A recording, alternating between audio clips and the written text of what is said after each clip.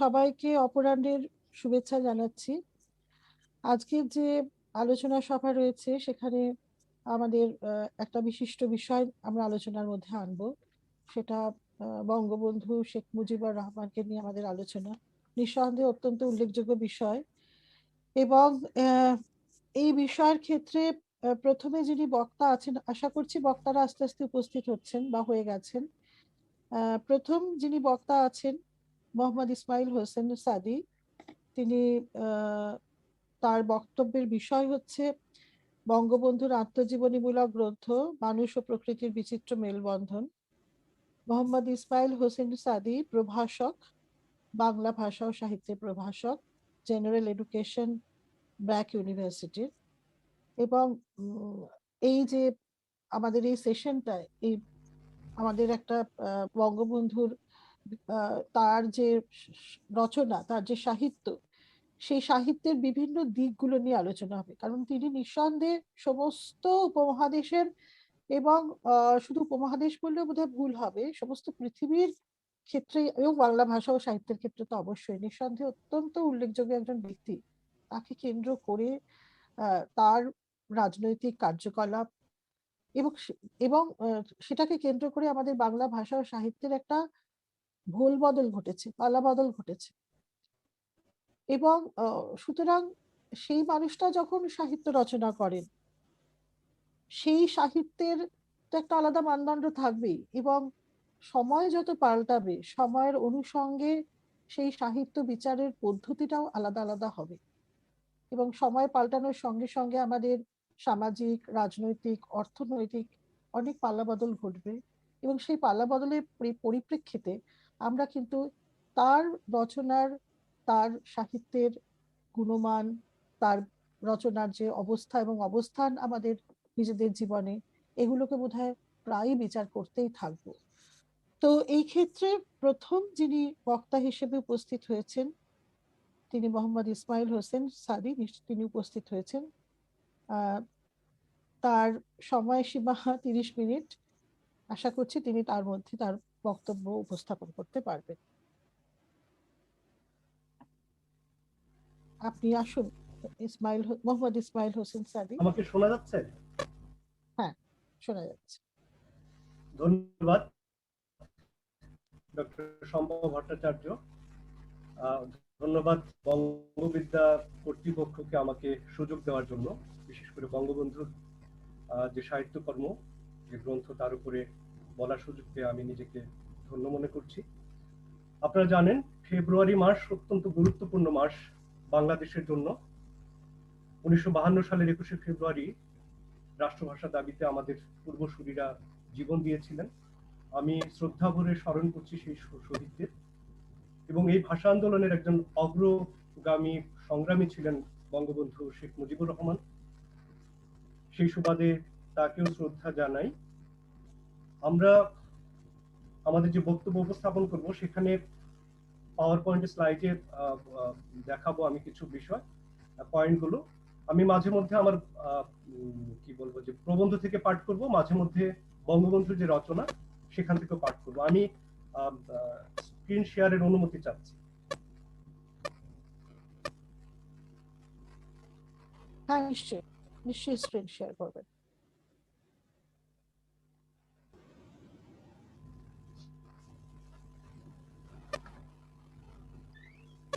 দেখা যাচ্ছে আমার স্ক্রিনটা? হ্যাঁ, দেখা যাচ্ছে। ধন্যবাদ। আমি বঙ্গবন্ধুর যে জীবন সম্পর্কে ডক্টর শম্পা ভট্টাচার্য বললেন, সেটা নিয়ে বললে আসলে দীর্ঘ আলোচনা করা যায়। আমি আসলে বেছে নিয়েছি তার যে 3টি গ্রন্থ আছে, খুব সম্প্রতি বেরিয়েছে সেগুলো, কয়েক বছরের ব্যবধানে 2020 সালেও একটি বেরিয়েছে। সেই গ্রন্থগুলো নানা দিক থেকে বিচার বিশ্লেষণ করা সম্ভব। আমি বেছে নিয়েছি তিনি যে সারা জীবন রাজনীতি করেছেন, সে রাজনৈতিক ব্যক্তি সত্তাকে প্রভাবিত করেছে যে বিষয়গুলো, সাধারণ মানুষ, সেই মানুষগুলোকে। তার আত্মজীবনীমূলক 2টি গ্রন্থ এবং একটি গ্রন্থ হচ্ছে ভ্রমণ কাহিনী। সেটা ভ্রমণ কাহিনী না, স্মৃতিচারণামূলক। এই আত্মজীবনীমূলক 2টি গ্রন্থে কিভাবে সাধারণ মানুষ তার রাজনৈতিক সত্তাকে প্রভাবিত করেছে সেই বিষয়গুলো তিনি লিখেছেন এবং আমি সেগুলোকে উপস্থাপন করার চেষ্টা করি। বঙ্গবন্ধু শেখ মুজিবুর রহমান হাজার বছরের শ্রেষ্ঠ বাঙালি, এই যে স্বীকৃতি, সেটি কোনো সরকার এই স্বীকৃতি দেয়নি, কোনো রাষ্ট্র এই স্বীকৃতি দেয়নি। এই স্বীকৃতি দিয়েছে বিশ্ববিখ্যাত গণমাধ্যম প্রতিষ্ঠান বিবিসি বাংলা। তার আগে যেসব বাঙালি হাজার বছরের ইতিহাসে এসেছে বাঙালির জীবনে, তারাও নিঃসন্দেহে বাঙালিকে এগিয়ে নিয়ে যাওয়ার ক্ষেত্রে অবদান রেখেছেন। কিন্তু বঙ্গবন্ধু শেখ মুজিবুর রহমান সেই ব্যক্তি যিনি হাজার বছর ধরে পরাধীন একটি জাতিকে ধাপে ধাপে স্বপ্ন দেখিয়েছেন স্বাধীনতার পথে এবং উজ্জীবিত করেছেন, সংগ্রামে ঐক্যবদ্ধ করেছেন এবং একটি রাষ্ট্র প্রতিষ্ঠা করতে পেরেছিলেন। সেই কারণে বিশ্বকবি রবীন্দ্রনাথ ঠাকুর মানে বাংলা ভাষাকে, বাঙালি জাতিকে বৈশ্বিক পরিমণ্ডলে উপস্থাপন করা সত্ত্বেও বঙ্গবন্ধু শেখ মুজিবুর রহমান হাজার বছরের শ্রেষ্ঠ বাঙালি। আমরা একটু আগে বলেছি তার 3টি গ্রন্থ বেরিয়েছে। 3টি গ্রন্থের মধ্যে প্রথম যে গ্রন্থটি, যেটি সর্বশেষে বেরিয়েছে, আমার দেখা নয়া চীন, সেটা নিয়ে আমি একটু বলবো। এটা নিয়ে আমার বিষয় না, 2020-এ এটা বের হলেও সবচেয়ে আগে লিখিত গ্রন্থের পাণ্ডুলিপি হচ্ছে আমার দেখা নয়া চীন। কিন্তু অসমাপ্ত আত্মজীবনে 2012 সালে বেরোনোর আগ পর্যন্ত আমরা বঙ্গবন্ধুর লেখক সত্তা সম্পর্কে একেবারেই অজ্ঞাত ছিলাম। একজন রাজনীতিবিদ যখন গ্রন্থ লেখেন সেটার আলাদা মাত্রা থাকে, কিন্তু তার ক্ষেত্রে এখানে বিশেষত্ব হচ্ছে 3টি গ্রন্থই তিনি লিখেছেন কারাগারে বসে। আমার দেখা নয়া চীন তিনি 1954 সালে কারাগারে বসে লিখেছিলেন। তার দীর্ঘদিন পর 1966 সালে 2টি গ্রন্থের পাণ্ডুলিপি কাছাকাছি সময়ে তিনি লিখেছিলেন। একটি অসমাপ্ত আত্মজীবনী 2012 সালে যেটা বেরিয়েছিল, কারাগারের রোজ নামচা 2017 সালে বেরিয়েছিল। দুটি গ্রন্থ নিয়ে আমি আলোচনা করব, সেটি হচ্ছে একটি অসমাপ্ত আত্মজীবনী আর একটি হচ্ছে কারাগারের রোজ নামচা। আমি এখানে বলছি যে দুটি গ্রন্থ বিষয় ভিন্ন কিন্তু রচনাকাল ভিন্ন। কেন বলছি? 1966 সাল বাংলাদেশের ইতিহাসে, গোটা ইতিহাস আমি বলতে পারবো না, শুধু কিছু এই সালটা খুবই গুরুত্বপূর্ণ, যে কেউ গুগলে সার্চ দিলেও বুঝতে পারবেন যে বাংলাদেশের জন্য 1966 সালটা কতটা গুরুত্বপূর্ণ সাল ছিল। বঙ্গবন্ধু 6 দফা নামক একটি দাবি উত্থাপন করেছিলেন পাকিস্তানি রাষ্ট্রের কাছে, তৎকালীন রাজনৈতিক নেতৃবৃন্দের কাছে, যারা ক্ষমতাসীন ছিলেন তাদের কাছে। তারা এটাকে ঘৃণা ভরে প্রত্যাখ্যান করেছিলেন। এই 6 দফা আন্দোলন, যেটা 6 দফাকে কেন্দ্র করে একটা আন্দোলন দানা বাঁধে পরবর্তীতে, এটা বাংলাদেশের ইতিহাসের প্রেক্ষাপটে আমরা এটাকে বলি মুক্তির সনদ। তিনি পাকিস্তানের যে অন্যান্য প্রদেশ, তাদের জন্য স্বায়ত্ত শাসন চেয়েছিলেন, বাংলাদেশ তো বটে, পূর্ব বাংলা তো বটে। সেই স্বায়ত্ত শাসনগুলো কত ভাবে হতে পারে? একটা জাতি মানে তার উৎপাদন, তার অর্থনৈতিক ব্যবস্থা, তার জনসংখ্যা, তার যে অধিকার, সবকিছু মিলিয়েই এই 6 দফা আন্দোলনকে তিনি জোরদার করেন 1966 সালে সেই ফেব্রুয়ারি মাসে, যখন এটা প্রত্যাখ্যাত হয় সেখান থেকে ফিরে এসে। সারা দেশে তিনি ঐক্যবদ্ধ সংগ্রাম সংগঠিত করার জন্য যখন সফর করছিলেন, মানুষ 6 দফাকে মানে নিঃসন্দেহে গ্রহণ করেছিলেন। শতভাগ মানুষ বলা যায় যে ঝাঁপিয়ে পড়েছিলেন ঐক্যবদ্ধভাবে। এরই এক পর্যায়ে 8ই মে 1966 সালে বঙ্গবন্ধুকে গ্রেপ্তার করা হয়। এখানে বলে রাখি, মাত্র 55 বছরের জীবন পেয়েছিলেন বঙ্গবন্ধু, তার মধ্যে 12 বছর কারাগারে তাকে থাকতে হয়েছিল। এই 12 বছর যে তিনি কারাগারে ছিলেন, এর মধ্যে কখনোই একটি মামলাও তার ব্যক্তিগত কোনো কারণে তার বিরুদ্ধে করা হয়নি। সমস্ত মামলাই করা হয়েছিল শুধু জনগণের কথা বলার জন্য।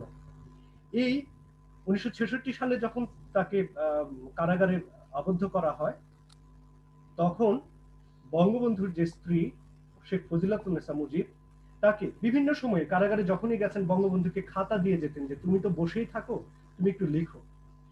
সেই অনুপ্রেরণা পেয়ে তিনি 66 সালে লেখা শুরু করেন তার আত্মজীবনী, যেটা 1955 সাল পর্যন্ত তার জীবনের কাহিনী বা রাজনৈতিক ঘটনাবলী তিনি লিখতে পেরেছিলেন। কিন্তু কারাগারের রোজনামচা যে গ্রন্থটি পরবর্তী সময় বেরিয়েছে 2017 সালে, এটি প্রতিদিনকার যে কারাগারের যে জীবন, সেই জীবন ঘটনাগুলোর বিশ্লেষণ, তার রাজনৈতিক দর্শন, সেগুলো সেখানে প্রতিফলিত হয়েছে। আমরা সেগুলো একে একে দেখব। বঙ্গবন্ধু কিভাবে রাজনৈতিক নেতা হয়ে গেলেন সেটাও আমরা দেখব পরবর্তী স্লাইডগুলোতে। এখানে খুব গুরুত্বপূর্ণ একটা বিষয় হচ্ছে সমাজকর্মী থেকে কিন্তু তিনি শুরু করেছিলেন, পরবর্তী সময়ে ধাপে ধাপে তিনি রাজনৈতিক আহ, কি বলবো যে নেতায় পরিণত হন। একজন শিক্ষক ছিলেন, তার গৃহ শিক্ষক। তিনি একটা সেবা সমিতি গঠন করেছিলেন। সেই সেবা সমিতিতে তার ভূমিকা ছিল অত্যন্ত গুরুত্বপূর্ণ। সেবা সমিতির উদ্দেশ্য ছিল পশ্চাৎপদ মুসলমান যে ছাত্ররা, তাদের এগিয়ে নেওয়ার জন্য, বা গৃহস্থ পরিবারের কাছ থেকে মুষ্টির চাল, মানে মুষ্টি ভিক্ষা বলা হয়। এটা আমাদের ছোটবেলায় আমরা দেখেছি যে একটা মসজিদের কি বলে যে ভিত্তিক, তার যে আশেপাশে যে গ্রামগুলো থাকে কিংবা পাড়া থাকে, সেই পাড়ায় প্রতিদিন গৃহকর্ত্রী ভাত যখন রান্না করবে, রান্না করার সময় নির্দিষ্ট যে চাল দেবে, চাল দেওয়ার পর ওই পাতিল থেকে এক মুঠ চাল সংরক্ষণ করবে। এরকম একটি পদ্ধতি এখানে ছিল, যেটা উদ্দেশ্য ছিল অত্যন্ত মহৎ, যে সেই মুষ্টির চালগুলো সংরক্ষণ করত গৃহকর্ত্রীরা। আর সপ্তাহের প্রতি রোববার বঙ্গবন্ধু এবং এই শিক্ষক এবং তার যারা সঙ্গী ছিলেন, তারা সেগুলো কি বলবো যে সংগ্রহ করতেন। সংগ্রহ করে তিনি সাধারণ ছাত্রদের জন্য সেগুলো ব্যয় করতেন। এবং এখানে বঙ্গবন্ধুর রচনা থেকে আমি একটু পড়তে চাই। মাস্টার সাহেব গোপালগঞ্জে একটি মুসলিম সেবা সমিতি গঠন করেন, যার দ্বারা ছেলেদের সাহায্য করতেন, মুষ্টি ভিক্ষার চাল উঠাতেন সকল মুসলমান বাড়ি থেকে। প্রত্যেক রবিবার আমরা থলে নিয়ে বাড়ি বাড়ি থেকে চাউল উঠিয়ে আনতাম এবং চাল বিক্রি করে তিনি গরিব ছেলেদের বই এবং পরীক্ষা সহ অন্যান্য খরচ দিতেন। ঘুরে ঘুরে জায়গিরও ঠিক করে দিতেন। আমাকেই অনেক কাজ করতে হতো তার সাথে। হঠাৎ যক্ষার রোগে তিনি মারা যান। তখন আমি এই সেবা সমিতির ভার নিই এবং অনেকদিন পরিচালনা করি। তারপর আমরা দেখতে পাবো যে ৪৩-এর দুর্ভিক্ষে কিভাবে তিনি সংকটাপন্ন মানুষের সাথে, মানুষের পাশে দাঁড়িয়েছিলেন। সোহরাওয়ার্দীর লঙ্গরখানায় কিভাবে তিনি সময় দিয়েছেন, সেগুলো আমরা বলবো। আমি শিরোনামে যে মানুষ ব্যবহার করেছি, মানুষ ও প্রকৃতি, সেটা কোন ধরনের মানুষ সেটাও আমরা এখানে খেয়াল করবো। দুই ধরনের মানুষের পরিচয় এখানে পাই আমি। তার যে জীবন, দুটোই তো জীবন ছিল, দুই ধরনের জীবন, একটা হলো বন্দি জীবন আর একটা মুক্ত জীবন। মুক্ত জীবন যখন তার ছিল, তিনি এক ধরনের মানুষের সাথে যেভাবে মিশেছেন, প্রয়োজনে অপ্রয়োজনে সাধারণ মানুষের সাথে সবসময় মেশার চেষ্টা করেছেন, তাদের অধিকার নিয়ে সচেতন হওয়ার চেষ্টা করেছেন। সোজা কথা, তার রাজনীতি যে সাধারণ মানুষকে কেন্দ্র করেছিল, সাধারণ মানুষের অধিকারকে কেন্দ্র করেছিল, সাধারণ মানুষের বৈষম্য থেকে মুক্তি ঘটানোর জন্য ছিল, সেই বিষয়গুলো স্পষ্ট হয়ে আসে। একইভাবে কারাবন্দী মানুষ, তার মানে মুক্ত থাকা অবস্থায় যে মানুষগুলো শ্রমজীবী মানুষ, রিক্সাওয়ালা, চারণ কবি, তাদের সান্নিধ্য তিনি পেয়েছেন। যেমন কারাবন্দী মানুষ হিসেবে যত রকমের কারাগারে যত রকমের মানুষ আছে, সবার সাথে তিনি মেশার সুযোগ পেয়েছেন। এটাকে সান্নিধ্য প্রাপ্তি বলবো না, তিনি ইচ্ছে করে মিশেছেন এবং দেখেছেন যে আইন কোন পথে যায়, সাধারণ মানুষ আসলে যে অপরাধীও হয় সেটাও কিভাবে হয়, সেই কাহিনীগুলো তিনি বোঝার চেষ্টা, সেই ঘটনাগুলো তিনি বোঝার চেষ্টা করেছেন। আবার প্রকৃতিকেও দেখেছেন সেখানেও দুটো, যেহেতু তিনি দীর্ঘ সময় কারাগারে থেকেছেন, কারাগারের প্রকৃতি কেমন আর বাইরের প্রকৃতি কেমন, সেটা নিয়ে আমরা একটু কথা বলবো। আমি দুই ধরনের মানুষের কথা বলেছি। মুক্ত মানুষ, যখন তিনি মুক্ত ছিলেন এবং সাধারণ মানুষের সাথে মেশার সুযোগ পেয়েছেন, সেই মুক্ত মানুষ ছিলেন বৈষম্য পীড়িত। কিভাবে? প্রথমে তিনি কলকাতায় যখন 1941 সালে ইসলামিয়া কলেজে ভর্তি হন, তখন ধাপে ধাপে রাজনীতির সাথে জড়িয়ে পড়েন এবং তিনি মুসলিম লীগের রাজনীতি বা পাকিস্তান প্রতিষ্ঠার রাজনীতি, সেটার সাথে যুক্ত থাকলেও তিনি ছিলেন অসাম্প্রদায়িক চেতনার মানুষ। কারণ মুসলিম লীগের দুটো দল ছিল, উপদল ছিল। একটিতে যেটার সদস্য ছিলেন, যেটার একনিষ্ঠ কর্মী ছিলেন বঙ্গবন্ধু শেখ মুজিবুর রহমান। এরা মতে, পথে এবং চলায় তাদের অসাম্প্রদায়িকতা বজায় রেখেছিলেন। প্রথমে তিনি যে বিষয়টি, যে ইংরেজদের বিরুদ্ধে যে অভিযোগ তার, যে ৪৩-এর দুর্ভিক্ষ, ৪৩-এর দুর্ভিক্ষটা আসলে একটা কৃত্রিম সংকট ছিল, সেখানে ইংরেজের কঠোর সমালোচনা তিনি করেছেন। আমি তার পাঠ থেকেই, তার লেখা থেকেই পাঠ করছি।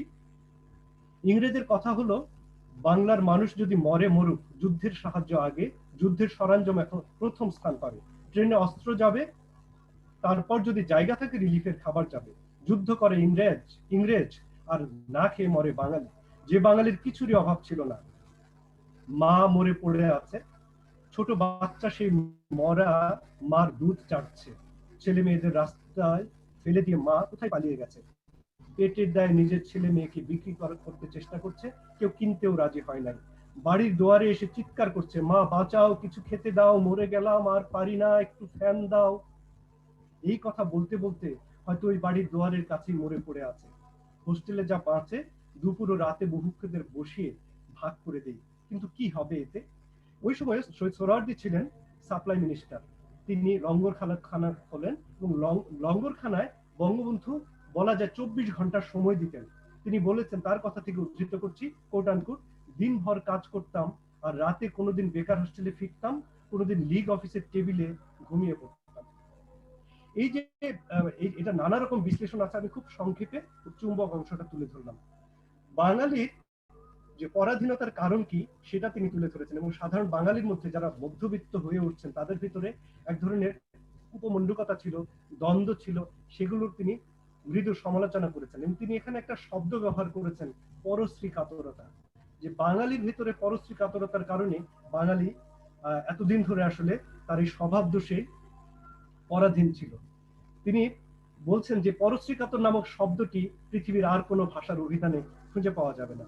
তার জায়গা থেকে আমি কোট করছি পাঠ থেকে, এই জন্য বাঙালি জাতির সব রকম গুণ থাকা সত্ত্বেও জীবনভর অন্যের অত্যাচার সহ্য করতে হয়েছে। সুজলা সুফলা বাংলাদেশ সম্পদে ভর্তি, এমন উর্বর জমি দুনিয়ার খুব অল্প দেশেই আছে, তবু এরা গরিব, কারণ যুগ যুগ ধরে এরা শোষিত হয়েছে নিজের দোষে। নিজকে এরা চেনে না, আর যতদিন চিনবে না এবং বুঝবে না ততদিন এদের মুক্তি আসবে না। এখানে আমি একটা পয়েন্ট উল্লেখ করেছি, দাওয়ালদের কষ্ট। এই দাওয়াল কার? বঙ্গবন্ধু যখন মুক্ত ছিল 1948 সালের ঘটনা এটা, যে কুমিল্লা, ঢাকা এবং ফরিদপুর অঞ্চলের যারা দিনমজুর, যারা মূলত কৃষি ক্ষেতে কাজ করে জীবন নির্বাহ করে, একটা যখন ধান কাটার মৌসুম হয় সেই সময় এরা থাকে খানিকটা বেকার। তো ধান বেশি হয় বরিশাল অঞ্চলে। এটা অনেকদিন ধরে একটা রীতি চলে এসেছিল যে বরিশাল অঞ্চলে ধান কাটার মৌসুমে তারা সেখানে এই দিনমজুর গুলো সেখানে যাবে, ধান কাটবে, 2 মাস 3 মাস থাকবে, তারপরে তাদের পারিশ্রমিক নিয়ে চলে আসবে নৌকায় করে কিংবা অন্য কোনো বাহনে। একবার 1948 সালে, মানে বোঝা যাচ্ছে পাকিস্তান বা ভারত প্রতিষ্ঠা হওয়ার 1 বছরের মাথায়, আমি সেখান থেকে পড়ে শোনাচ্ছি যে ফরিদপুর ও ঢাকা জেলার লোক খুলনা ও বরিশালে ধান কাটবার মরশুমে দল বেঁধে দিনমজুর হিসেবে যেত। এরা ধান কেটে ঘরে উঠিয়ে দিত, পরিবর্তে একটা অংশ পেত, এদের দাওয়াল বলা হতো। হাজার হাজার লোক নৌকা করে যেত, আসবার সময় তাদের অংশের ধান নিয়ে নৌকায় করে বাড়িতে ফিরে আসতো। যখন এবার দাওয়ালরা ধান কাটতে গেল, কেউ তাদের বাধা দিল না, কিন্তু যখন 2 মাস পর্যন্ত ধান কেটে তাদের ভাগ নৌকায় তুলে রওনা করলো বাড়ির দিকে, তাদের বুভুক্ষ মা, বোন, স্ত্রী ও সন্তানদের খাওয়াবার জন্য, যারা পথ চেয়ে আছে আর কোনো মতে ধার করে সংসার চালাচ্ছে এতদিন, কখন তাদের স্বামী, ভাই বা বাবা ফিরে আসবে ধান নিয়ে, পেট ভরে কিছুদিন ভাত খাবে এই আশায়, তখন নৌকায় রওনা করার সাথে সাথে তাদের পথ রোধ করা হলো। কি হয়েছিল ঘটনাটা আমি একটু সংক্ষেপে বলি, এখানে একটু বিস্তারিত আছে। এই যে রওনা দিল, তাদের আটকে দেওয়া হলো, বলা হলো তোমাদের পারিশ্রমিক তোমরা নিয়ে যেতে পারবে না। কেন? তাদের বলা হলো তোমরা স্থানীয় যে গোদাম আছে সেই গোদামে তোমরা তোমাদের ধান জমা নিয়ে একটা রসিদ নাও, রসিদ নিয়ে তোমরা তোমাদের এলাকায় যে গোদাম আছে সরকারি, সেই গোদাম থেকে তোমরা ধান বা তোমাদের পারিশ্রমিক হিসেবে সেই নির্দিষ্ট পরিমাণ ধানগুলো নেবে। কিন্তু হলো হচ্ছে উল্টো, যে সেই দাওয়ালরা যখন তারা ফিরে এসে সেই রসিদ যখন জমা দিচ্ছে তাদের নিজস্ব এলাকার গুদামে, তখন সেই রসিদ দিয়ে তাদের ধান দিচ্ছে না পারিশ্রমিক হিসেবে, তাদের গালাগাল করে তাড়িয়ে দিচ্ছে, কারণ সেটা কোনো পাকা রসিদ ছিল না, হাতে যে লেখা রসিদ ছিল। এর বিরুদ্ধে বঙ্গবন্ধু প্রতিবাদ করেছেন, মিটিং করেছেন, সরকারি কর্মকর্তাদের কাছে গিয়েছেন, প্রতিবাদ জানিয়েছেন, কিন্তু বঙ্গবন্ধু তাদের নিপীড়ন রোধ করতে পারেননি। এই আফসোস থেকে তিনি আরো বেশি প্রতিজ্ঞাবদ্ধ হয়েছেন যে কৃষক শ্রমিকদের পাশে দাঁড়াতে হবে। তিনি 1952 সালে গিয়েছিলেন চীন সফরে। চীন সফর ছিল তার 52 সালে মুক্তি প্রাপ্তির পর প্রথম বিদেশ সফর। তিনি কি বলবো, রাজনৈতিক নেতৃবৃন্দের প্রতিনিধি হিসেবে গিয়েছিলেন। সদ্য স্বাধীন দেশ চীন তৃতীয় স্বাধীনতা দিবসের আগে শান্তি সম্মেলন নামে একটা সম্মেলন করেছিলেন। সারা বিশ্ব থেকে রাজনৈতিক নেতা, শিল্পী, কবি সবাই সেখানে অংশ নিয়েছিলেন। বঙ্গবন্ধুরও সুযোগ হয়েছিল সেখানে যাওয়ার। এটা নিয়ে আমাদের একজন বক্তা আছে, সেটা নিয়ে বিস্তারিত বলবেন, কিন্তু অসমাপ্ত আত্মজীবনী নিয়ে কিছু কথা আছে। আমি এখানে যে কারণে উদ্ধৃত করেছি, সাধারণ মানুষ, নয়া চীনে গিয়েও তিনি সাধারণ মানুষকে খুঁজে বের করেছেন, অথচ তিনি চাইলে শুধু রাজনৈতিক নেতৃবৃন্দের সাথে কিন্তু সময় কাটাতে পারতেন। তিনি গিয়েছেন এদেশের শ্রমিকরা কেমন আছে, দেশ তো উপনিবেশিক মুক্ত হয়েছে, তারা তাদের প্রশাসনকে নিজেদের মতো করে সাজিয়েছেন, ঢেলে সাজিয়েছেন। শুনেছেন শ্রমিকদের জন্য আলাদা আবাসন ব্যবস্থা করা হয়েছে, সেটা কেমন? তার ঔৎসুক্য জায়গা থেকে তিনি একজন ইন্টারপ্রেটারকে নিয়ে গেছেন। এত লোক গিয়েছেন সেখানে, এত প্রতিনিধি গিয়েছেন বিভিন্ন স্তরে, কেউ কিন্তু এই জায়গায় যাননি। তিনি একাই গিয়েছেন শ্রমিকদের জীবন দেখার জন্য। জীবন দেখতে গিয়ে দেখেন যে আসলে অসাধারণ ব্যবস্থা করেছেন, শ্রমিকদের জন্য আলাদা যে আবাসন করেছেন সেটা তাদের উপার্জন অনুযায়ী সব ঠিকঠাক আছে। এবং তিনি যাওয়ার পর এখানে একটা মজার ঘটনা ঘটে। ইন্টারপ্রিটার যেখানে যে বাড়িতে তিনি নিয়ে যান, ঘটনাচক্রে সেই বাড়ির যে শ্রমিক সে তারা ছিল নববিবাহিত শ্রমিক। সঙ্গত কারণে কারখানায় গিয়েছেন তার কাজে, বাড়িতে ছিলেন সেই নববিবাহিত পত্নী। তিনি তার সাথে অন্যান্য আলাপ করার সুবাদে জানতে পারেন নববিবাহিত তারা। ফলে বঙ্গবন্ধু একটু বিব্রত হয়ে যান যে নববিবাহিত একজন একটা দম্পতির বাড়িতে আমি এসেছি, তাহলে কি উপহার দিই? এটা তো তার মানে তাদের দেশের মানে বাংলাদেশের সংস্কৃতির সাথে যায় না। বঙ্গবন্ধু দেখেন কিছুই তো নেই, আসলে তো আগে থেকে জানতেন না। তার হাতে একটি আংটি ছিল, আংটিটি খুলে সেই নারীকে উপহার দেন। সেই নারী নিতে চাননি স্বভাবতই, বঙ্গবন্ধু জোর করে দিয়ে বলেন, এটা আমার দেশের সংস্কৃতি, নতুন বউকে দেখতে এলে এই এই উপহার দিতে হয়, উপহার না দিয়ে আমরা যেতে পারি না।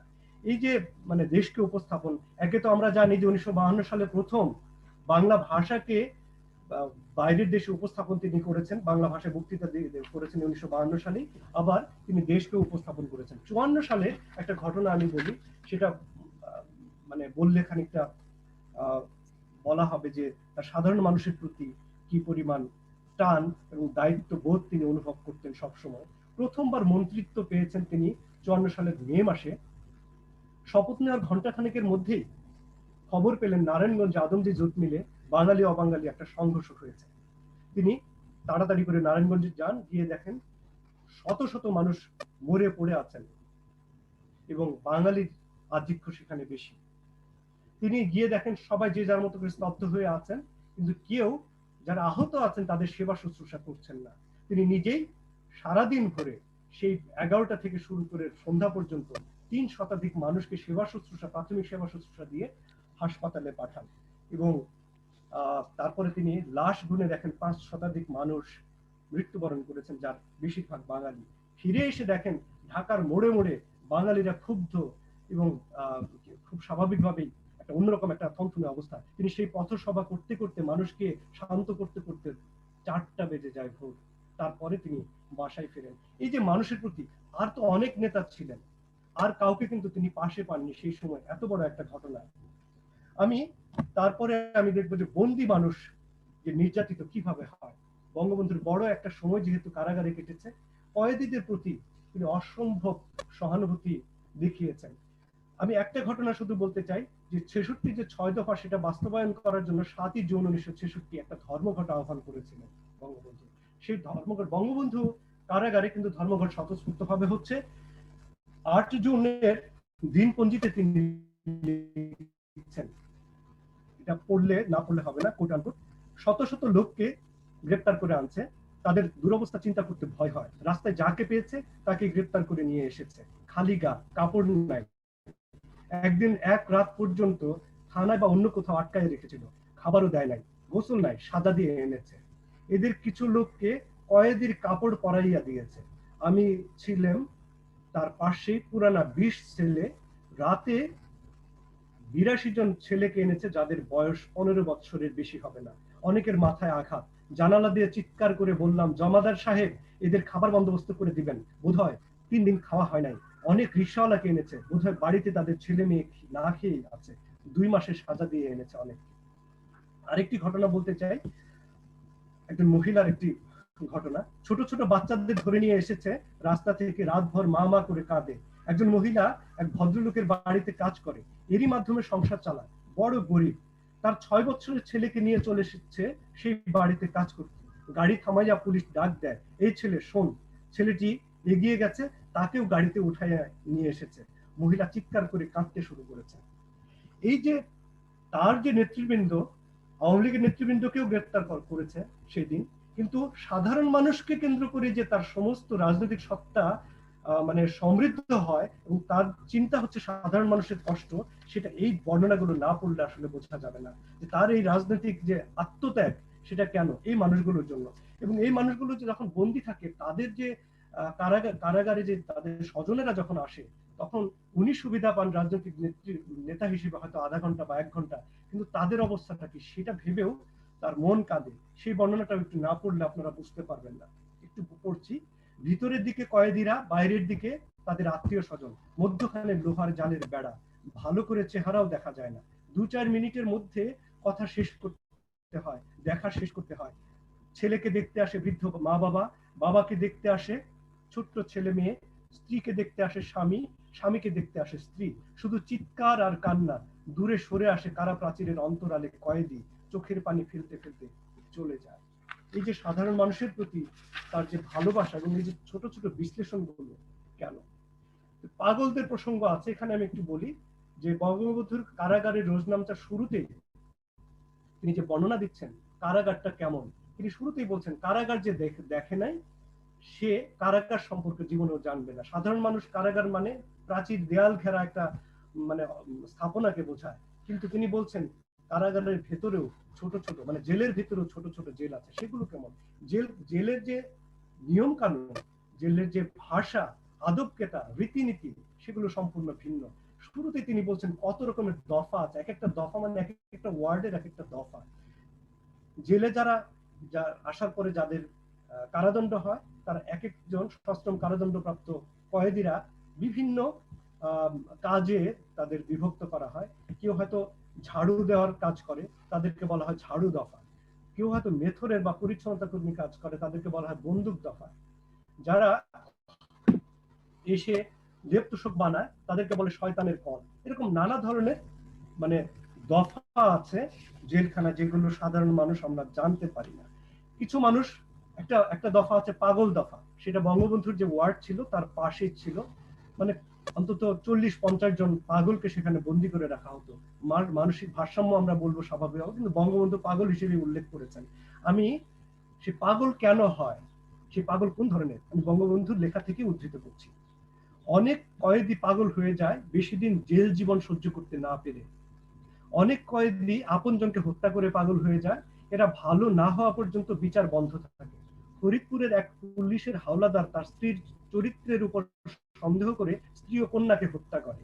বিচারে যাবজ্জীবন কারাদণ্ড হয়, তারপর সে পাগল হয়ে যায়। আবার অনেকে বাইরে পাগল হয়, আত্মীয় স্বজন জেলা ম্যাজিস্ট্রেটের অনুমতি নিয়ে জেলে পাঠাইয়া দেয়।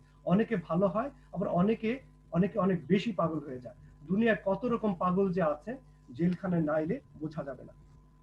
এবং পাগলদের নিয়ে নানা, এবং এই যে পাগলরা কিছু সময় ভালো থাকে, কিছু সময় পাগলামো করে, তাদের সাথে কি নিজে কি কথা বলতে কিন্তু এই বিষয়গুলো জানতে পারে। অনেক সময় জমাদারদের মাধ্যমে জানতে পারেন তিনি। একজন পাগলকে নিয়ে আবার একটু রসিকতাও করেছেন তিনি। এক পাগল কয়েদি, তাকে গোসল করিয়ে পাশে রাখা হয়েছে রোদে। তো সে বঙ্গবন্ধুর দিকে তাকিয়ে বলছে, কি দেখেন এভাবে, এরা সব পাগল, খুব পাগলামি করে। আমি তো হেসেই অস্থির, নিজে যে পাগল তা ভুলে গেছে। খাবার বিতরণের যে ব্যাপারটা সেটা আমি একটু বলি। স্বভাবতই আচ্ছা, বঙ্গবন্ধু আপনার যেহেতু জন্য রাজবন্দী ছিলেন, সংরক্ষিত তার সময় কিন্তু ক্রমশ ফুরিয়ে আসছে। হ্যাঁ, আপনার জন্য সংরক্ষিত যে সময় সেটা ক্রমশ কতক্ষণ আছে বলবেন? মোটামুটি কতক্ষণ চারটে আছে বলবেন? পনেরোয় মোটামুটি 4:15 শেষ করার কথা।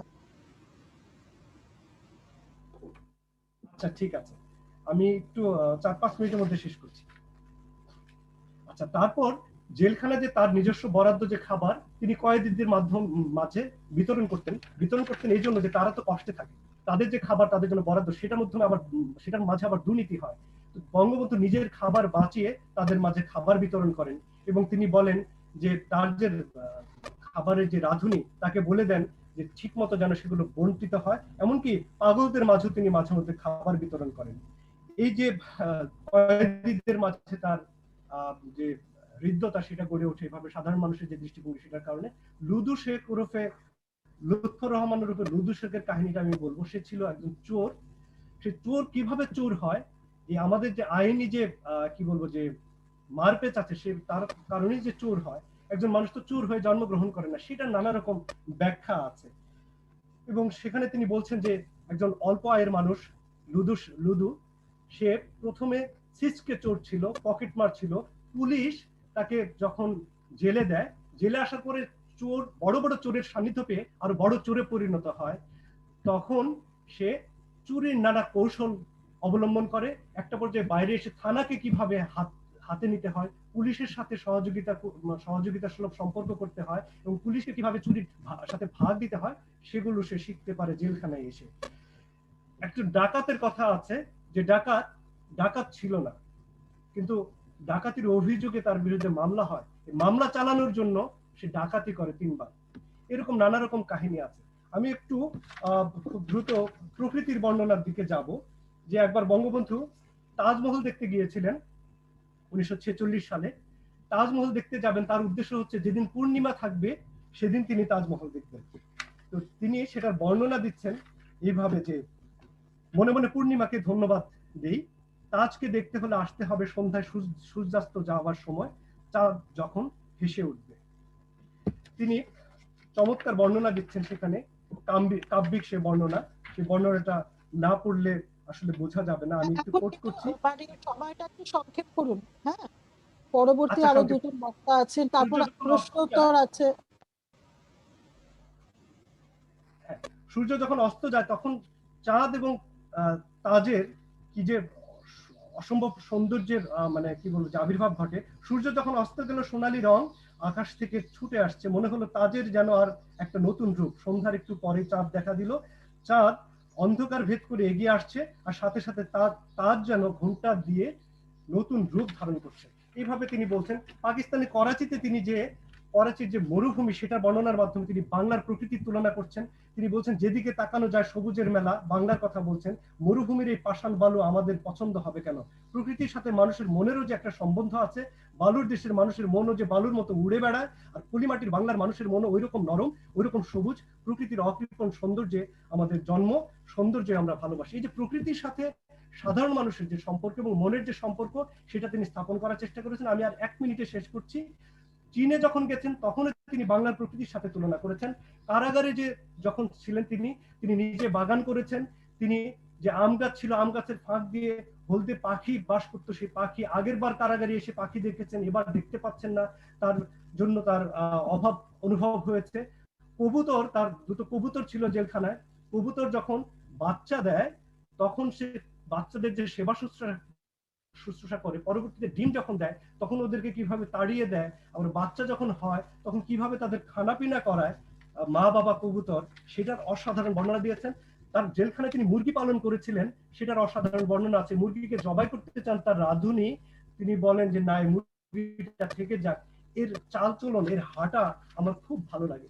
এইভাবে আমরা মুক্ত প্রকৃতি, মুক্ত মানুষ, কারাগারে বন্দী জীবন, কারাগারে বন্দী প্রকৃতিকে বঙ্গবন্ধুর অসমাপ্ত আত্মজীবনী এবং কারাগারের রোজনামচার যে বর্ণনা সেটার মধ্য দিয়ে অসাধারণভাবে খুঁজে পাই।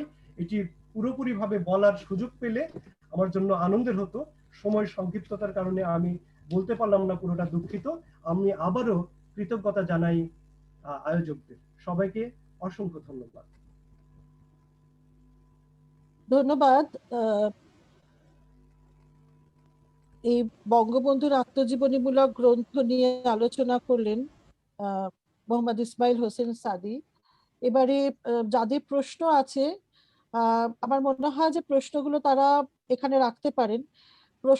প্রশ্ন উত্তরের আলোচনাটা পরের দিকে করা যাবে, কিন্তু যাদের যাদের প্রশ্ন আছে তারা প্রশ্ন লিখে রাখুন।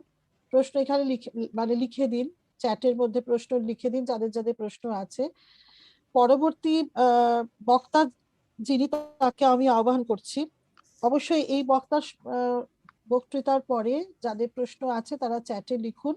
একেবারে সমস্ত আলোচনা শেষে অবশ্যই প্রশ্ন উত্তর আলোচনা পর্ব চলবে। যেহেতু সময়টা বেশি হাতে নেই আমাদের, অতএব আমি পরবর্তী বক্তার কাছে চলে যাচ্ছি। পরবর্তী বক্তা হচ্ছেন মোহাম্মদ নাজমুল হোসেন। তিনি বলছেন নয়া চীনের 2 দ্রষ্টা, বঙ্গবন্ধু ও ক্ষিতীশ, এটার উপরে, এই বিষয়ের উপর বলবেন। তিনি হচ্ছেন প্রভাষক, বাংলা বিভাগ, কুমিল্লা বিশ্ববিদ্যালয়, কুমিল্লা, বাংলাদেশ। এবং তিনি আমাদেরকে নয়া চীনের এই 2 দ্রষ্টা সম্পর্কে তার যে বক্তব্য, তিনি যা ভেবেছেন, তিনি যা ধারণা করেছেন, সেগুলো সম্পর্কে আমাদের জানাবেন ও শোনাবেন। বলুন আপনি। আজকের এই আন্তর্জাতিক আমাকে কি শোনা যাচ্ছে? হ্যাঁ, শোনা যাচ্ছে। হ্যাঁ, আচ্ছা, শোনা যাচ্ছে। ওকে। আজকের এই আন্তর্জাতিক বঙ্গবিদ্যা পরিষদ ও আধুনিক ভারতীয় ভাষা ও সাহিত্য বিভাগ, দিল্লি বিশ্ববিদ্যালয়, ভারত কর্তৃক আয়োজিত ৬ষ্ঠ বঙ্গবিদ্যা সম্মেলনের ২য় দিবসের এই সেশনের সম্মানিত সভাপতি, আলোচকবৃন্দ এবং সঞ্চালিকা মহোদয়া, সবাইকে জানাই শুভেচ্ছা।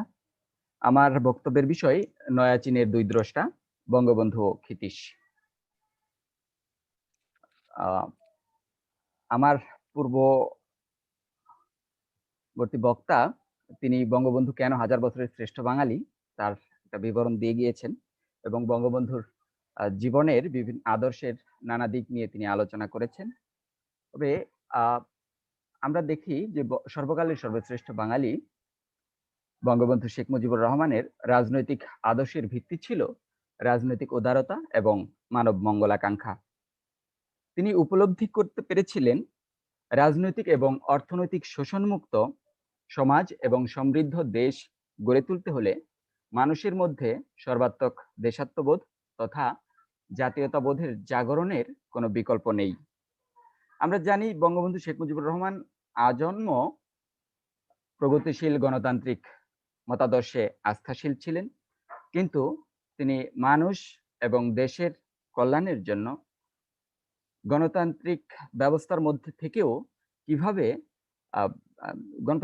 মধ্যে থেকেও তিনি চীনের কমিউনিস্ট রাষ্ট্র ব্যবস্থার কিছু কিছু কর্মপন্থাকে তার নিজের দেশের জন্য তিনি গ্রহণযোগ্য বলে মনে করেছেন। আমরা দেখতে পাই বঙ্গবন্ধু চীনের যে নতুন রাষ্ট্র ব্যবস্থা তৈরি হয়েছিল 1949 সালে মাও সেতুং এর বিপ্লবের মধ্য দিয়ে, সেই নতুন রাষ্ট্র ব্যবস্থার সঙ্গে বঙ্গবন্ধুর পরিচয় ঘটেছিল চীন ভ্রমণের মাধ্যমে। 1952 সালের অক্টোবর মাসে piece conference of the Asian and Pacific regions, বা বাংলায় আমরা বলছি যে প্রশান্ত মহাসাগরীয় শান্তি সম্মেলন অনুষ্ঠিত হয়েছিল পিকিং এ, বর্তমানে যাকে আমরা বেইজিং বলি, সেখানে। এবং পৃথিবীর 37টি দেশ সেই সম্মেলনে অংশগ্রহণ করেছিল। তো তৎকালীন পাকিস্তান প্রতিনিধি দলের সদস্য হিসেবে বঙ্গবন্ধু শেখ মুজিবুর রহমান এই সম্মেলনে যোগদান করেছিলেন এবং তার এই নয়া চীন ভ্রমণের বৃত্তান্ত আমরা পাই তার আমার দেখা নয়া চীন এবং অসমাপ্ত আত্মজীবনী গ্রন্থে। এই দুই গ্রন্থে নয়া চীন ভ্রমণের যে অভিজ্ঞতা বঙ্গবন্ধু লিপিবদ্ধ করেছেন, সেখানে তার গ্রাহিকা শক্তি এবং রাজনৈতিক দর্শনের পরিচয় আমরা পেয়ে যাই। এই সম্মেলনে, একই সম্মেলনে ভারতের প্রতিনিধি দল অংশগ্রহণ করেছিল এবং পশ্চিমবঙ্গের বিখ্যাত সঙ্গীত শিল্পী ক্ষিতীশ বসুও এই সম্মেলনে যোগ দিয়েছিলেন। ক্ষিতীশ বসুও তার এই চীনের ভ্রমণের যে অভিজ্ঞতা, সেই অভিজ্ঞতার বিবরণ লিপিবদ্ধ করেছেন নয়া চীনে 40 দিন শীর্ষক একটি গ্রন্থে। স্বভাবত একজন সংস্কৃতিকর্মী হিসেবে ক্ষিতীশ বসুর এই গ্রন্থের মধ্যে তার সাংস্কৃতিক দৃষ্টিভঙ্গির প্রতিফলন ঘটেছে। পাশাপাশি তিনি বঙ্গবন্ধুর দূরদর্শী রাজনৈতিক প্রজ্ঞার প্রশংসাও সেই সময়েই করেছেন তার এই গ্রন্থে।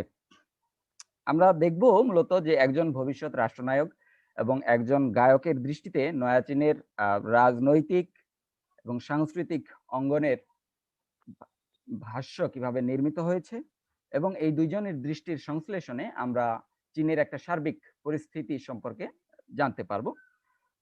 পাশাপাশি বঙ্গবন্ধু স্বাধীন বাংলাদেশে যে নতুন সিস্টেম প্রবর্তনের উদ্যোগ নিয়েছিলেন, তার সেই উদ্যোগের উৎস সম্পর্কে আমাদের একটা ধারণা তৈরি হবে আশা করছি। বঙ্গবন্ধু চীন ভ্রমণে গিয়ে খুব অল্প সময়ের মধ্যে চীনের যে বৈপ্লবিক পরিবর্তন, সেই পরিবর্তন দেখে অনেকটাই বিস্মিত হয়েছেন এবং এই পরিবর্তনের উৎস অনুসন্ধানে তিনি আত্মনিয়োগ করেছেন। গভীর পর্যবেক্ষণের পর বঙ্গবন্ধু এই অভিজ্ঞানে পৌঁছেছেন যে কমিউনিস্ট সরকার সদিচ্ছা এবং সুষ্ঠু কর্মপন্থা প্রণয়ন, পাশাপাশি জনসম্পৃক্তির মাধ্যমে সমগ্র দেশে নতুন প্রাণের সঞ্চার ঘটাতে সক্ষম হয়েছে। বঙ্গবন্ধু শোষণ বৈষম্যে জর্জরিত নামকাওয়াস্তে গণতান্ত্রিক পাকিস্তানি রাষ্ট্র কাঠামোর সমালোচনা করেছেন তার এই গ্রন্থে। পাশাপাশি তিনি কমিউনিজমের বিভিন্ন পদ্ধতির প্রশংসা করেছেন।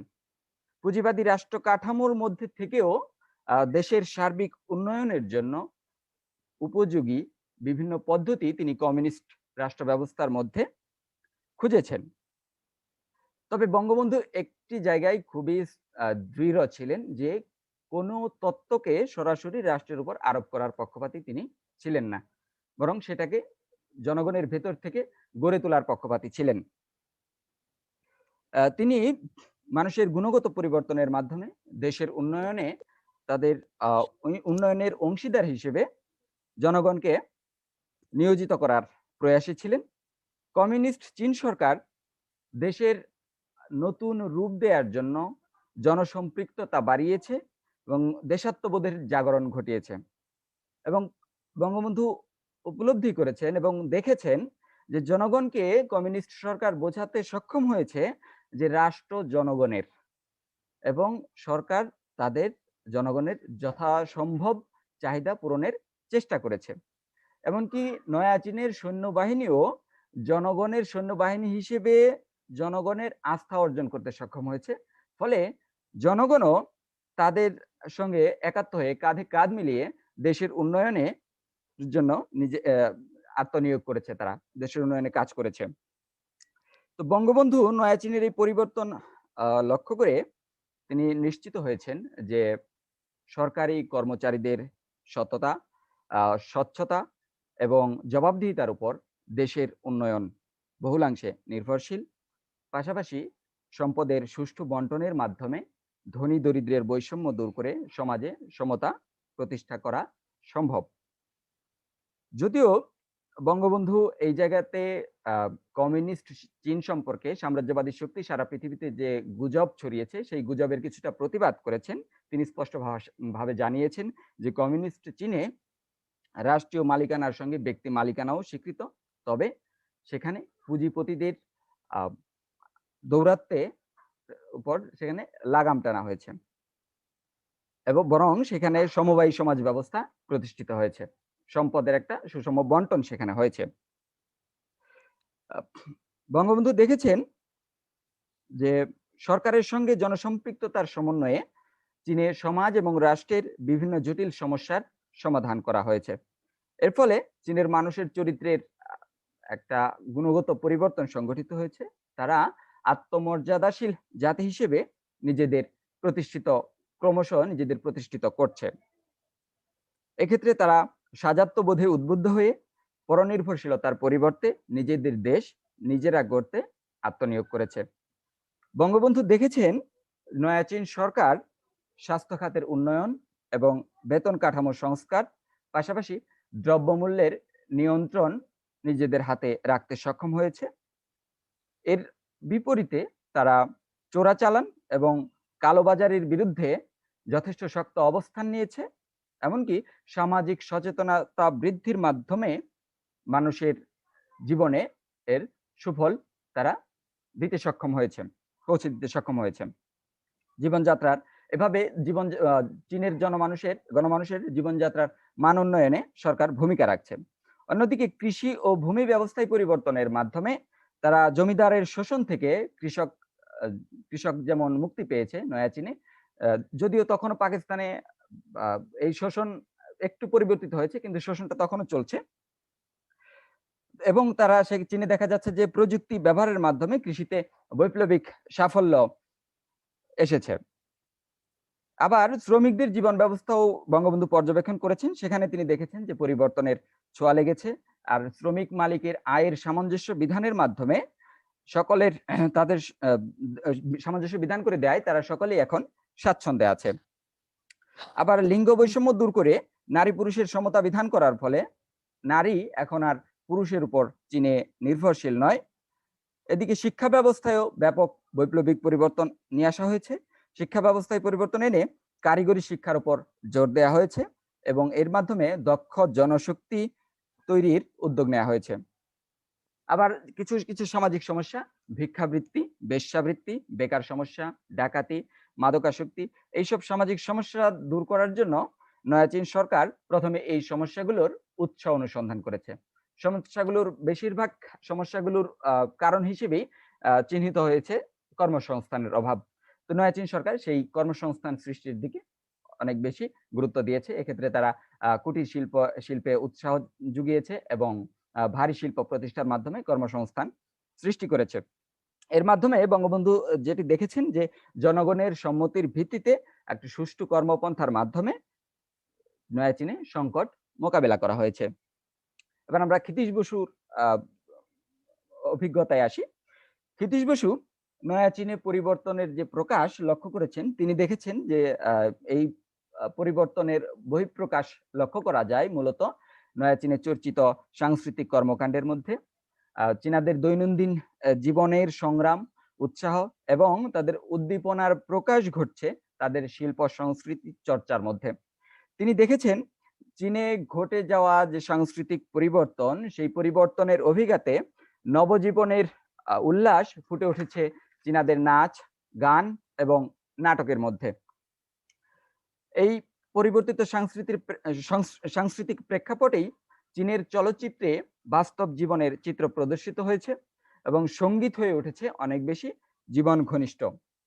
এবং এই সংস্কৃতি চর্চায় সংস্কৃতি কর্মীদের অংশগ্রহণ স্বতঃস্ফূর্ত, এমনটাই আমাদের ক্ষিতীশ বসুর পর্যবেক্ষণ। তিনি আরো বলেছেন, রঙ্গমঞ্চে দেশের পূর্বকালের দুরবস্থার চিত্র উপস্থাপন করে সচেতনতা বৃদ্ধির পাশাপাশি নৃত্যনাট্যে নয়া চীনের ধর্মনিরপেক্ষ জাতীয় সংস্কৃতির প্রকাশ ঘটাতে সরকারের সহযোগিতা বিদ্যমান। অর্থাৎ তিনি তার উপলব্ধিতে চীনের সাংস্কৃতিক কর্মকাণ্ডে প্রতিফলিত হয়েছে মৈত্রী এবং প্রীতির বন্ধনে আবদ্ধ বিভিন্ন জাতিগোষ্ঠীর শান্তিপূর্ণ সহাবস্থান। সমাজ পরিবর্তনের জন্য সাহিত্য শিল্প সংস্কৃতির প্রভাবের এই ব্যাপকতা লক্ষ্য করে ক্ষিতীশ বসু সদ্য স্বাধীন দেশ ভারতবর্ষেও অনুরূপ সাংস্কৃতিক জাগরণ প্রত্যাশা করেছেন। তো এই যে দুই বাঙালির ভাষ্য, এই দুই বাঙালির ভাষ্যে আমরা দেখব যে নয়া চীন দর্শনের যে ইতিবৃত্ত তার একটা পূর্ণাঙ্গ রূপ দাঁড়িয়ে যায়। সাংস্কৃতিক এবং রাজনৈতিক দুই ধারা মিলে যায়। তো পরবর্তীকালে আমরা দেখব যে এই ইতিবৃত্তের উৎসাহে বঙ্গবন্ধু শেখ মুজিবুর রহমান স্বাধীনতাকে উপলব্ধি করেছিলেন বিপ্লব হিসেবে এবং সেই বিপ্লবের অব্যবহৃত পরের কাজই হচ্ছে দেশ গঠন। আর এই দেশ গঠনের কাজে বঙ্গবন্ধু অনুধাবন করেছিলেন জনসম্পৃক্ততার উপর গুরুত্ব। পরনির্ভরশীলতাকে অতিক্রম করে নিজেদের সম্পদের সর্বোচ্চ ব্যবহারের মাধ্যমে স্বনির্ভর দেশ গড়ে তুলতে হবে এবং এমন রাষ্ট্র বিনির্মাণের জন্য জাতীয়তাবোধে উদ্বুদ্ধ নতুন জাতি গড়ে তোলা অনিবার্য। আর এই প্রচেষ্টার সূত্রপাত করতে হবে একদম গোড়া থেকে। আর সেই জাতীয়তাবোধের উন্মেষে বঙ্গবন্ধু প্রয়োজনীয়তা অনুভব করেছেন মাতৃভাষার।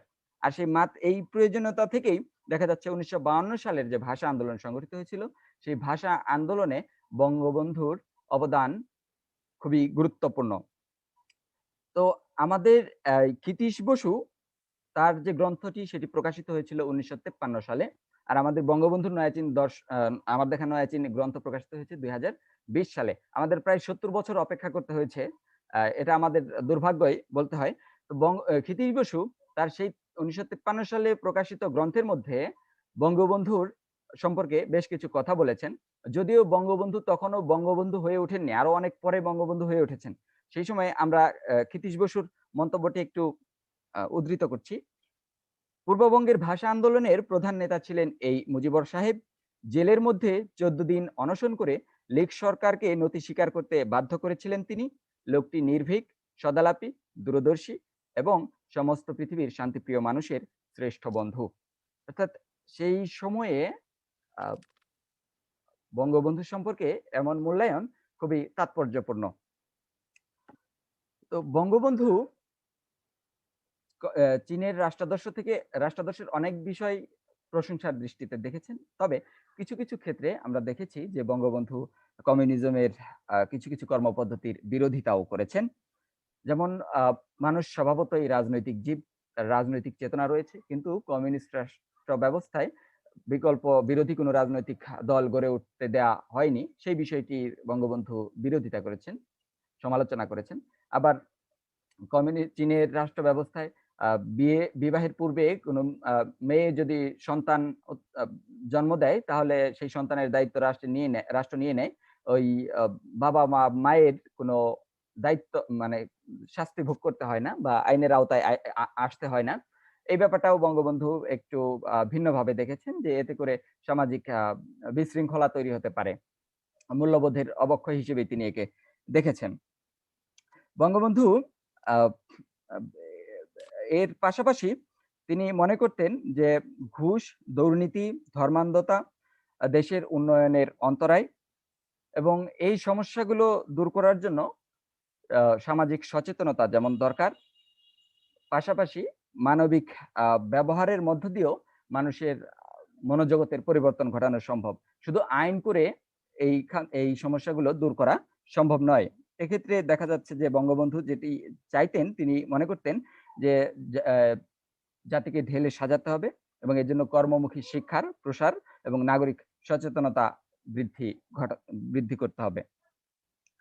দেশ গড়ার জন্য যেসব প্রয়োজনীয় কর্মপন্থার প্রয়োজন, অর্থাৎ বঙ্গবন্ধু যেটাকে দ্বিতীয় বিপ্লব হিসেবে দেখেন, ১৯৪৭ সালে ব্রিটিশের শাসন থেকে মুক্তি পাওয়ার পর পাকিস্তানে তেমন কোনো প্রয়োজনীয় কর্মপন্থার উদ্যোগ নেয়া হয়নি। সেইজন্য পাকিস্তানের স্বাধীনতা ব্যর্থতায় পর্যবসিত হয়েছিল। ১৯৭১ সালে মহান মুক্তিযুদ্ধের মধ্য দিয়ে যখন বাংলাদেশ স্বাধীন হলো, তখন বঙ্গবন্ধু এই স্বাধীন বাংলাদেশকে সোনার বাংলা হিসেবে গড়ে তোলার উদ্যোগ নিয়েছিলেন। ধর্ম, বর্ণ, রাজনৈতিক মতাদর্শ নির্বিশেষে অসাম্প্রদায়িক চেতনায় উজ্জীবিত জাতি গঠন করাই ছিল তার রাষ্ট্রাদর্শের মূল লক্ষ্য। স্বাধীনতার পর বঙ্গবন্ধু ক্ষুধা, দারিদ্র্য, অন্যায় ও শোষণমুক্ত সমাজ গড়ার লক্ষ্যে জাতীয় সংবিধানের মূলনীতি হিসেবে গ্রহণ করেছিলেন গণতন্ত্র, জাতীয়তাবাদ, সমাজতন্ত্র ও ধর্মনিরপেক্ষতাকে। এবং বাংলাদেশকে তিনি আত্মমর্যাদাশীল উন্নত জাতি হিসেবে গড়ে তোলার জন্য শোষণ মুক্তির সংকল্পে সংবিধানের ১৩ খ অনুচ্ছেদে তিনি সমবায় ব্যবস্থাকে গুরুত্ব দিয়ে মালিকানার ক্ষেত্রে বাংলাদেশে ৩ ধরনের মালিকানা ব্যবস্থার সুযোগ সৃষ্টি করেছিলেন। রাষ্ট্রীয় মালিকানা, সমবায়ী মালিকানা এবং ব্যক্তি মালিকানা। যে মানুষে বৈষম্য দূর করে সবার মাঝে অর্থনৈতিক উন্নয়নের সুফল ছড়িয়ে দিতে সমতা ভিত্তিক সমাজ গড়ার প্রয়াসী ছিলেন তিনি। গণতান্ত্রিক কাঠামোর মধ্যে সামাজিক ও অর্থনৈতিক বিপ্লব ঘটিয়ে তিনি ধর্মনিরপেক্ষ শোষণহীন সমাজ গড়ার ডাক দিয়েছিলেন। এক্ষেত্রে জনগণকে ধৈর্য ও অধ্যবসায়ের সঙ্গে সোনার বাংলা গড়ার আহ্বান জানিয়েছিলেন তিনি। আর তিনি এখানে প্রয়োজনীয়তা অনুভব করেছিলেন সমাজতন্ত্রের। কিন্তু স্বার্থান্বেষী মহল বঙ্গবন্ধু সমাজের এই শোষণ বৈষম্য জিইয়ে রাখার জন্য বঙ্গবন্ধুর স্বপ্নকে ধূলিসাৎ করে দিয়েছিল ১৯৭৫ সালের ১৫ই আগস্ট। যদি বঙ্গবন্ধুর এই স্বপ্ন বাস্তবায়িত হতো, তাহলে বাংলাদেশে অর্থনৈতিক সাম্য অনেক আগেই প্রতিষ্ঠিত হতো এবং কিন্তু সেটি অনেক দেরি হয়েছে করতে। তো পরিশেষে আমরা বলব যে স্বাধীন বাংলাদেশ গড়ে তোলার জন্য যে কর্মপন্থা বঙ্গবন্ধু গ্রহণ করেছিলেন, সেই কর্মপন্থা হঠাৎ করে রাতারাতি তৈরি হয়নি। তার উৎস নিহিত ছিল তার ১৯৫২ সালের সেই চীন ভ্রমণের মধ্যেই। ধন্যবাদ সবাইকে। ধন্যবাদ। আমরা খুবই সাধু আলোচনা শুনলাম বঙ্গবন্ধুর এই চীন সফরের বিষয়ে। নয়া চীনকে তিনি যেভাবে দেখেছিলেন, তার যে দৃষ্টিভঙ্গি, সেই দৃষ্টিভঙ্গির বিভিন্ন জায়গাগুলো আমরা বুঝতে পারলাম এই আলোচনার মধ্যে। এবং একটা কথা বোধহয় মানে একটু যদি বলা যায়, সেটা হচ্ছে যে ওই একটা জাতীয়তাবাদী যে মনোভাব, নিজের ভাষাকে ভালোবাসার যে একটা প্রচন্ড ইচ্ছে, মাতৃভাষার মর্যাদার প্রশ্ন, সেইটাও কিন্তু বঙ্গবন্ধু তার অভিজ্ঞতার কথা বলেছেন মাতৃভাষাকে কিভাবে ভালোবাসতেন ওরা। আমার মনে আছে যে ওরকম একটা ঘটনার কথা ওই বইটির মধ্যে আছে, যে চীনে অনেক লোকের সঙ্গে তার আলাপ হয়েছিল, অনেকে ইংরেজি জানেন কিন্তু ইংরেজিতে কথা বলবেন না, এই দোভাষীর মাধ্যমে কথা বলবেন ইংরেজি জানা সত্ত্বেও। এইটা কিন্তু বঙ্গবন্ধুর খুব ভালো লেগেছিল এবং নানকিং বিশ্ববিদ্যালয়ে দেখতে গেছিলেন। সে বিশ্ববিদ্যালয়ের ভাইস চ্যান্সেলর ইংরেজি জানেন কিন্তু তিনি অভ্যর্থনা করলেন চীনা ভাষা, দোভাষী তাদের বুঝিয়ে দিবে।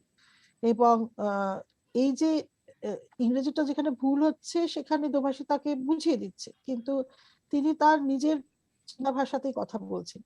এই যে জাতীয়তাবোধ, এই যে দেশের এবং মাতৃভাষার প্রতি দরদ, এটা বড় ভালো লেগেছিল বঙ্গবন্ধু।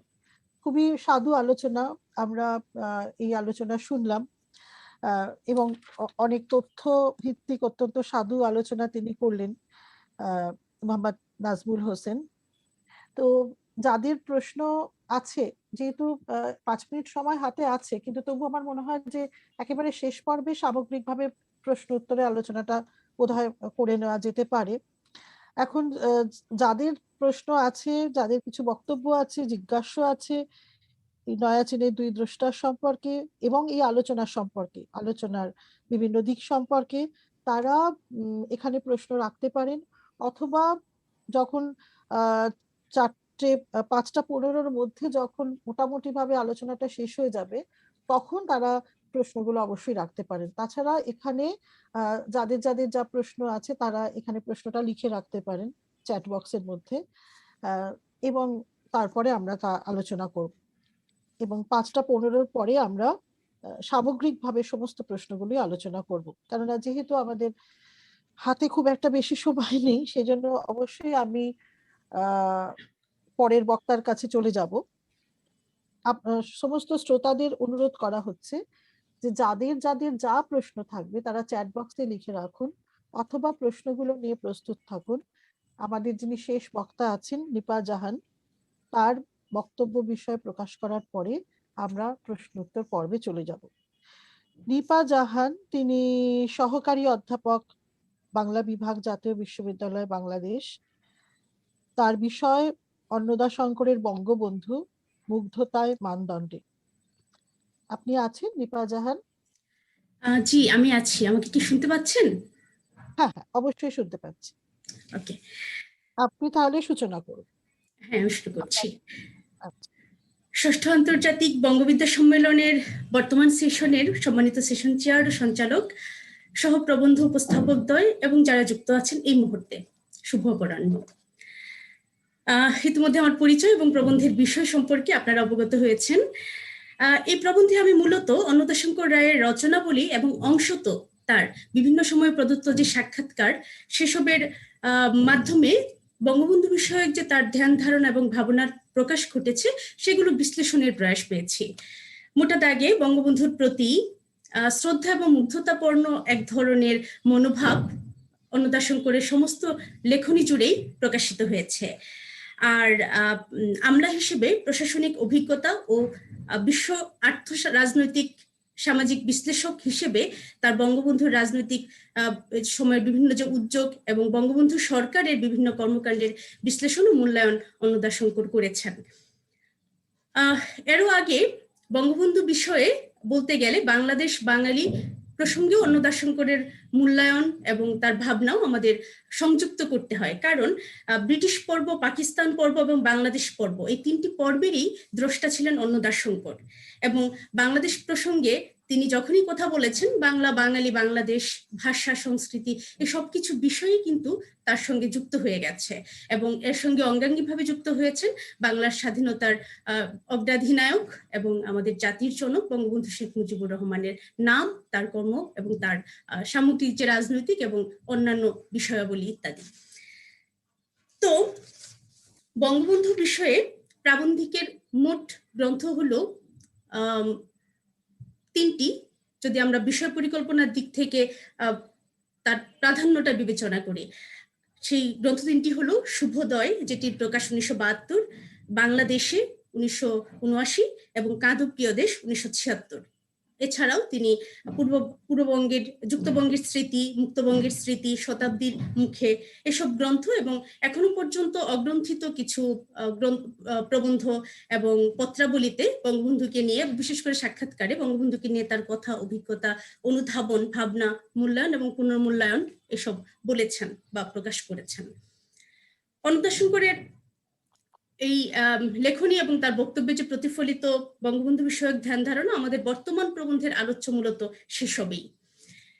প্রাবন্ধিক কখনো সমসাময়িক ঘটনা ও পরিস্থিতির অবলোকন বা অনুধাবনের মাধ্যমে পত্রপত্রিকায় এসব লেখা প্রকাশ করেছেন, আবার কখনো স্মৃতি থেকে বিভিন্ন ঘটনা বর্ণনা করেছেন। তাই ঘটনাক্রম, সময়ক্রম তার লেখার মধ্যে ক্রমিক নয়, ক্রমানুসারে আসেনি, সেগুলো বিচূর্ণভাবে এসেছে। বস্তুত বিষয়গত ঐক্যানুভব, মানে বঙ্গবন্ধু এখানকার আমাদের মূল বিষয়, সেই ঐক্যানুভব থেকেই বর্তমান প্রবন্ধে অন্নদা শঙ্করের বক্তব্য, মন্তব্য এবং মূল্যায়নকে আমাদের উদ্ধৃত করতে হবে এবং বিশ্লেষণ করতে হবে। আর আরেকটা কথা বলে রাখি, যেহেতু অল্প সময়ের ভিতরে আমাদের বর্তমান প্রবন্ধটির উপস্থাপন ঘটছে এবং পরবর্তীতে এটি বিস্তৃত একটি লেখনী আকারে প্রকাশিত হবে বা আসবে, তো সেজন্যই আমাদের সেই ব্যাপারটি আমাদের যারা এই মুহূর্তে যুক্ত আছেন তাদের মাথায় রাখার জন্য অনুরোধ করছি। এবং কোনো বিষয় যদি আমি পরিষ্কার করতে না পারি, সেক্ষেত্রে আমি ক্ষমা চেয়ে নিচ্ছি।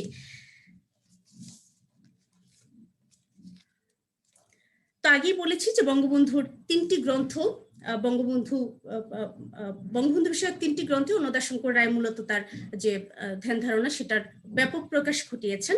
এবং তিনি নিজেই যখন প্রকাশকাল অনুসারে দ্বিতীয় কিন্তু লেখনীকাল অনুসারে তৃতীয় প্রকাশ গ্রন্থ মানে বাংলাদেশের প্রকাশ করেন, তার ভূমিকায় তিনি বলেছিলেন যে বঙ্গবন্ধু বিষয়ক তিনি একটি ট্রিলজি লিখেছেন এবং এই ট্রিলজির অংশই হলো শুভোদয়, কাদপ্রিয় দেশ এবং বাংলাদেশ, যার ক্রমিক বিন্যাসটা এরকম যে বঙ্গবন্ধুর শুভ উদ্বোধয় বা বাংলাদেশের যে স্বাধীন বাংলাদেশের অভ্যুদয় সেটা হলো শুভোদয়।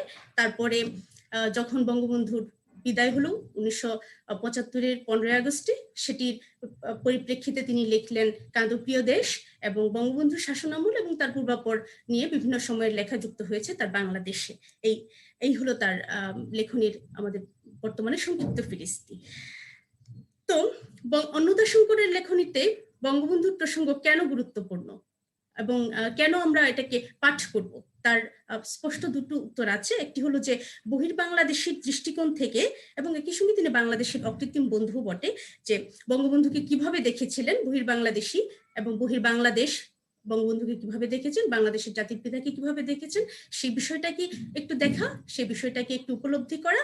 আর আরেকটি ব্যাপার হলো যে সাহিত্যিক এবং রাজনৈতিকভাবে ডকুমেন্টেশন বা প্রামাণ্যতা, এসব কিছুই সরাসরি প্রত্যক্ষ এবং পরোক্ষভাবে, যেহেতু অন্নদা শঙ্কর রায় বাংলাদেশের মুক্তিযুদ্ধের সংগঠক এবং সহায়তাকারী হিসেবে, কলম সৈনিক হিসেবে তিনি তখন সক্রিয় ভূমিকা পালন করেছেন, সুতরাং তার লেখা সাহিত্যিক হিসেবে এবং রাজনৈতিক বিশ্লেষক হিসেবে গুরুত্বপূর্ণ বিধায় এই দুটি ব্যাপারকে গুরুত্ব দিয়েই এই অন্নদা শঙ্করের লেখনীকে আমাদের দেখতে হবে এবং বুঝতে হবে।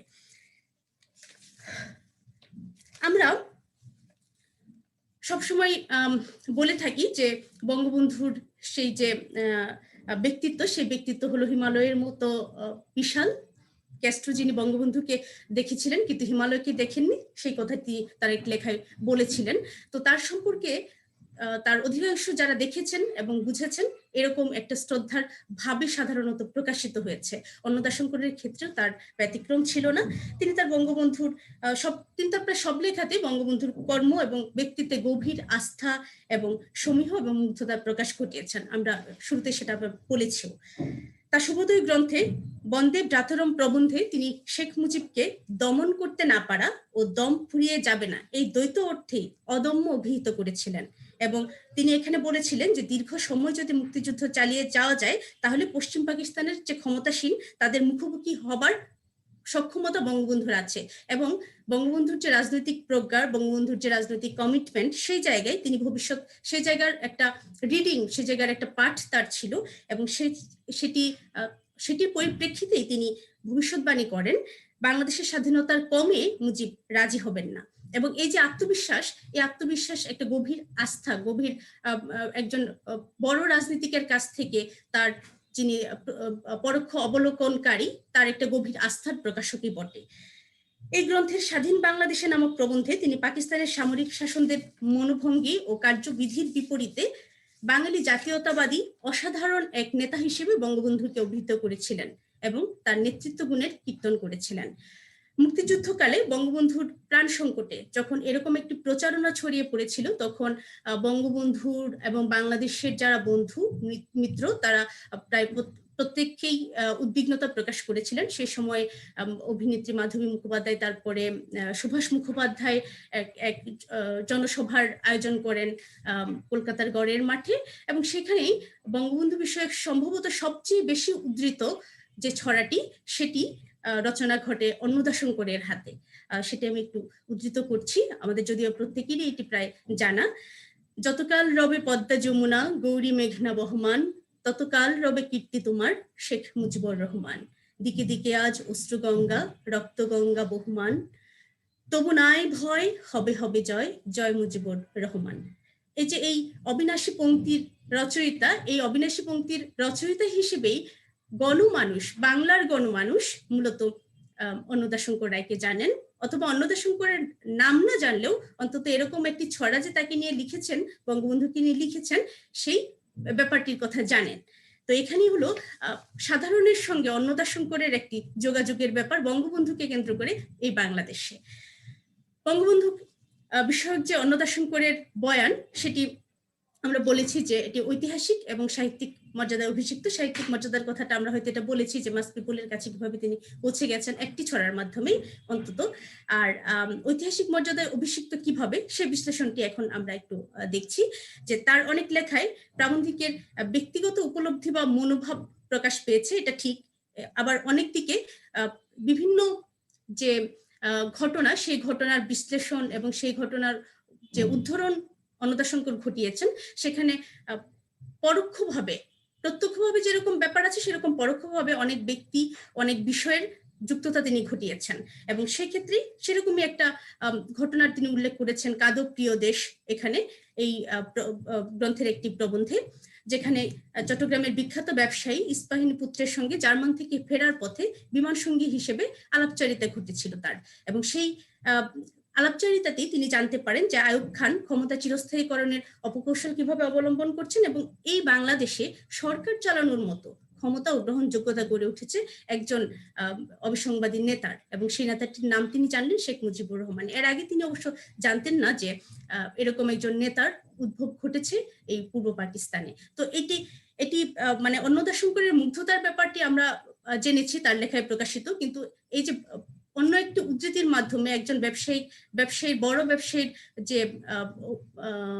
যে প্রতিনিধিত্ব, যারা হলো পুঁজিবাদের প্রতিনিধিত্ব করছে, তাদের দৃষ্টিকোণ থেকে বাংলাদেশকে পরিচালনা করবার মতো সক্ষমতা আছে, এই যে এই ব্যাপারটি, এটি একটা ডকুমেন্টেশন সে সময়ের পরিপ্রেক্ষিতে, এবং পরবর্তী আমরা যারা বঙ্গবন্ধুকে নিয়ে চর্চা করছি তাদের জন্য একটা প্রামাণ্যতাও বটে যে সেই সময়ে বঙ্গবন্ধুর ইমেজ, বঙ্গবন্ধুর অবস্থানটা কেমন ছিল অন্যদের সাধারণের দৃষ্টিতে এবং কোড অ্যান্ড কোড অসাধারণের দৃষ্টিতে।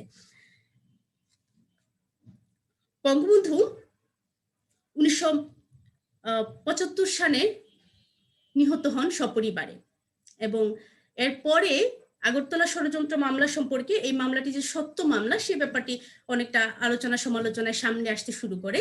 কিন্তু 1967-66 সনে যখন এই মামলাটি চলে, তখন এটির সত্যতা সামনে আসলে এটি বঙ্গবন্ধুর জন্য জীবন বিপন্নতাকারী একটি ঘটনা হিসেবে অভিহিত হতে পারত, এবং সেজন্য এটা ষড়যন্ত্র মামলা হিসেবে অভিহিত করেছিল তৎকালীন পাকিস্তান সরকার, যে এটা পাকিস্তানের ঐক্যবদ্ধতা, একত্রীকরণকে বিনষ্ট করছে। এবং এই মামলাটি সত্য ছিল, কারণ বঙ্গবন্ধু আজকে বাংলাদেশের 1971 সালে বাংলাদেশের প্রতিষ্ঠার স্বপ্ন দেখেননি, তিনি সেটা স্বপ্ন দেখেছিলেন 1947 সালে বা তারও আগে। তারপরে এই ষড়যন্ত্র মামলা, আগরতলা ষড়যন্ত্র মামলা যেটি, সেই প্রসঙ্গে তিনি মানে আমাদের প্রাবন্ধিক অন্নদাশঙ্কর রায়, তার বন্ধুপুত্র যিনি ঢাকার হাইকমিশনে যুক্ত ছিলেন, তার উদ্ধৃতিকে নিয়ে তিনি বলেন যে বঙ্গবন্ধু এই ভারতের কাছে অস্ত্র চেয়েছিলেন, ভারতের মাটিতে মুক্তি সৈনিকদের ট্রেনিং চেয়েছিলেন, কিন্তু পণ্ডিত নেহেরু সেটা প্রত্যাখ্যান করেছেন। তো এটি সে মুহূর্তের জন্য খুব গুরুতর একটা ব্যাপার ছিল, এবং এটি সম্ভবত প্রথম এই অন্নদাশঙ্করের লেখা থেকে জানা যায়, যেটা পরবর্তীতে ঐতিহাসিকভাবে প্রতিষ্ঠিত আকারে আমরা জানতে পারি। এবং বঙ্গবন্ধুর সঙ্গে অন্নদাশঙ্করের যে সাক্ষাৎকার ছিল 1974 সালের ফেব্রুয়ারিতে, সেদিনের 1974 সালের 22 ফেব্রুয়ারি বঙ্গবন্ধুর সঙ্গে অন্নদাশঙ্কর এবং তার টিমের, তার একটি দলের সাক্ষাৎ ঘটে। এবং সেই সাক্ষাৎকারটা নানা কারণে গুরুত্বপূর্ণ, কারণ এই দিন আগরতলা ষড়যন্ত্র মামলার ইতিমধ্যে বিবৃত ঘটনাটি যেরকম বঙ্গবন্ধু জানিয়েছিলেন পাকিস্তানে কারাবাসের সময় তার সামনে তারই কবর যখন খনন করা হচ্ছিল, সেরকম একটি নির্মম বাস্তবতার কথা। এবং এর বাইরেও বাংলাদেশের স্বপ্ন কখন তিনি দেখেছিলেন সেই ঐতিহাসিক খুব গুরুত্বপূর্ণ তথ্যের কথা আমি এই অংশটির উদ্ধৃতি উপস্থাপনের লোভ সংবরণ করতে পারছি না, আমি এটি উদ্ধৃত করছি, একটু বড় উদ্ধৃতিটি, যে বঙ্গবন্ধুকে জিজ্ঞেস করছিলেন ভারতীয় প্রতিনিধি দল যে কখন আপনি বাংলাদেশের স্বপ্নটি দেখেন। তখন বঙ্গবন্ধু জানিয়েছিলেন, সেটাকে কোট করি, পরে অন্নদাশঙ্কর রায় তার ইন্দ্রপাত প্রবন্ধে লিখেছিলেন, এরকম উদ্ধৃতিটি ছিল, সেই 1947 সালে, তখন আমি সোহরাওয়ার্দী সাহেবের দলে, তিনি ও শরৎচন্দ্র বসু চান যুক্তবঙ্গ, আমিও চাই সব বাঙালির এক দেশ, বাঙালিরা এক হলে কি না করতে পারতো, তারা জগৎ জয় করতে পারতো, they could conquer the world. তারপরে আমি কিছু অংশ ছেড়ে পড়ছি। দিল্লি থেকে খালি হাতে ফিরে এলেন সোহরাওয়ার্দী ও শরৎচন্দ্র বোস, তখনকার মতো পাকিস্তান মেনে নেই, কিন্তু আমার স্বপ্ন সোনার বাংলা। একদিন রব উঠলো, আমরা চাই বাংলা ভাষা।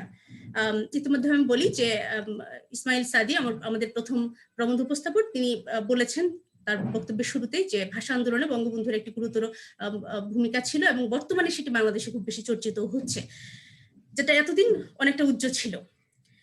বঙ্গবন্ধু লিখছেন, আমিও ভিড়ে যাই সেই ভাষা আন্দোলনে, ভাষাভিত্তিক আন্দোলনকে একটু একটু করে রূপ দিই দেশভিত্তিক আন্দোলনে। পরে এমন একদিন আসে, সেদিন আমি আমার দলের লোকদের জিজ্ঞেস করি আমাদের দেশের নাম কি হবে। কেউ বলে পাক বাংলা, কেউ বলে পূর্ব বাংলা, আমি বলি না, বাংলাদেশ। তারপর আমি স্লোগান দিই জয় বাংলা, তখন ওরা বিদ্রুপ করে বলে জয় বাংলা না জয় মা কালী। কি অপমান, সে অপমান আমি সেদিন হজম করি। আসলে ওরা আমাকে বুঝতে পারেনি। জয় বাংলা বলতে আমি বোঝাতে চেয়েছিলাম বাংলা ভাষা, বাংলাদেশ ও বাঙালি জাতির জয়, যা সাম্প্রদায়িকতার ঊর্ধ্বে। জয় বাংলা আসলে একটি মন্ত্র, যেমন বঙ্কিমচন্দ্রের বন্দে মাতরম বা দাদাভাই নওরোজির স্বরাজ বা গান্ধীজির কুইট ইন্ডিয়া বা নেতাজি সুভাষের চলো দিল্লি, এ হলো শব্দব্রহ্ম। তো এই হলো দীর্ঘ উদ্ধৃতিটি, যেখানে বঙ্গবন্ধু তার স্বাধীন বাংলাদেশের যে রূপায়ণের মানে পূর্ব ইতিহাস সেটাকে, এবং জয় বাংলা যেটি হলো এই স্বাধীন বাংলাদেশ সৃষ্টির মূল মন্ত্র, তার ইতিহাস বলেছিলেন। এবং একটা সংক্ষিপ্ত আকারে আমাদের অন্নদাশঙ্কর রায় সেটাকে খুব সুন্দরভাবে উপস্থাপন করেছিলেন, যেটি খুব গুরুত্বপূর্ণ ঐতিহাসিক দলিল। এবং অবশ্যই এখানে সাহিত্যিক বীজ আছে, যারা আমরা সাহিত্য পড়ি তারা সেখান থেকে বুঝে নিতে অসুবিধা হয় না। অন্নদাশঙ্কর বঙ্গবন্ধুকে দেখেছেন স্বপ্নবাজ হিসেবে, আপন ব্রতে নিবেদিত কর্মবীর হিসেবে। তিনি বঙ্গবন্ধুর জীবনের লক্ষ্য দেখতে পেয়েছিলেন বাংলার স্বাধীনতায় ও এর রূপায়ণে। এবং এই জন্যই যখন 55 বছরের জীবনকে তিনি মূল্যায়ন করেন, তখন দেখেন যে একজন মানুষ এর চেয়ে বড় উপহার কোনো জাতির জন্য দিয়ে যেতে পারেন না, যেটা বঙ্গবন্ধু বাংলাদেশের জন্য দিয়েছিলেন, বাঙালি জাতির জন্য দিয়েছিলেন। আর তাই যখন আর এভাবেই একজন বাঙালি হিসেবে অন্নদাশঙ্কর বাংলা ভাষা, বাঙালি জাতির সবসময় প্রিয় এবং মিত্র হিসেবে তিনি বঙ্গবন্ধুকে দেখেছিলেন তার হিরো রূপে। এবং এই হিরোকে তার লেখার মধ্যে মূল্যায়ন এসেছে, তুলনা এসেছে, বিভিন্ন সময় সমালোচনা করেছেন, কিন্তু ব্যক্তিগত অবমূল্যায়নের জায়গায় কখনো পৌঁছেনি। এবং এটি হলো অবশ্যই একজন বড় ব্যক্তির মাধ্যমে একজন মহান ব্যক্তিকে মূল্যায়নের বৈশিষ্ট্য বটে। তিনি রাষ্ট্রীয় মৌনতার তোয়াক্কা না করে পর্যন্ত বঙ্গবন্ধু হত্যার পরে প্রতিবাদ করেছিলেন। যখন বঙ্গবন্ধুর হত্যার কাণ্ডের পর বিশ্ব রাজনীতির মধ্যে এক ধরনের নীরবতা এসেছিল, বিশ্ব মিডিয়ার মধ্যে এক ধরনের নীরবতা ছিল, সেই সময় অন্নদাশঙ্কর দেশ পত্রিকায় একটি প্রতিবাদ লিপি পাঠিয়েছিলেন, যদিও রাষ্ট্রীয় হস্তক্ষেপে তখন সেটা প্রকাশিত হয়নি, কিন্তু পরে সেটা তার লেখনীর মাধ্যমে জানা গেছে। এই যে এই প্রতিবাদ, এই যে এই বিবেকবোধ, শুভবোধ, এটা একজন সুসাহিত্যিকের সুষ্ঠু এবং বিবেক সম্পন্ন মানুষের মানবিক চেতনার একটা পরিচায়ক দৃষ্টান্ত হিসেবে আমরা গ্রহণ করতে পারি। বঙ্গবন্ধু হত্যাকাণ্ড বাঙালিদের দ্বারা ঘটেছিল এবং এই নিকৃষ্ট হত্যাকাণ্ডে স্তব্ধ হয়ে গিয়েছিলেন অন্নদাশঙ্কর, এবং বাঙালির ট্রাজিক হিরো হিসেবে তিনি বঙ্গবন্ধুকে তার আমৃত্যু কর্মস্মৃতি ও আদর্শের প্রতি শ্রদ্ধাবনত থেকেছেন। বঙ্গবন্ধুর জন্মশতবর্ষের উপান্তে তার জীবন ও কর্মকে আমরা শ্রদ্ধা ভরে স্মরণ করি। শ্রদ্ধা জানাই বাংলাদেশের অকৃত্রিম মিত্র অন্নদাশঙ্কর রায়কে। ধন্যবাদ জানাই আজকের এই সম্মেলনের আয়োজককে। ধন্যবাদ সবাইকে।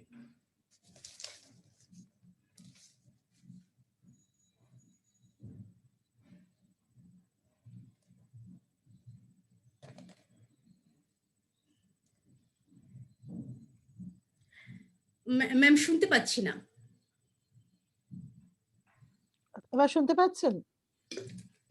হ্যাঁ, শুনতে পাচ্ছেন? হ্যাঁ, এবার শুনতে পাচ্ছি। হ্যাঁ, ধন্যবাদ।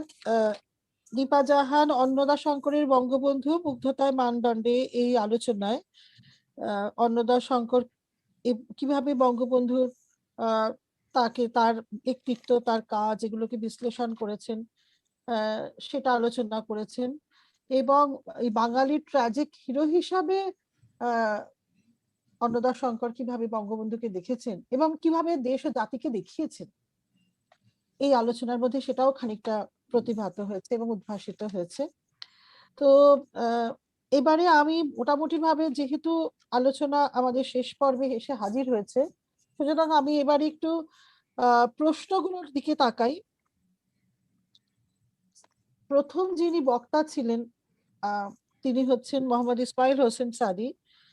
তার বক্তব্য মানুষ ও প্রকৃতির বিচিত্র মেলবন্ধন বঙ্গবন্ধুর আত্মজীবনীমূলক রচনায়, সেটা নিয়ে তিনি বলেছেন। কারোর কি কোনো প্রশ্ন আছে? তিনি, যাদের প্রশ্ন আছে তারা লিখতেও পারেন, তারা সরাসরি প্রশ্ন করতেও পারেন, যেটা আপনাদের মনে হয় সেটাই করতে পারেন।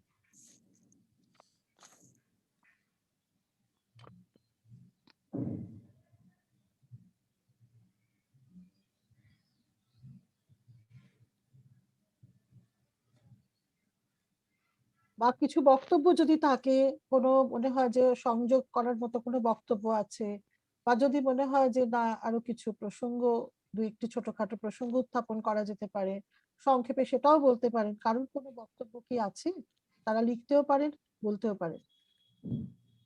শোনা যাচ্ছে তো আমার কথা? হ্যাঁ, শোনা যাচ্ছে।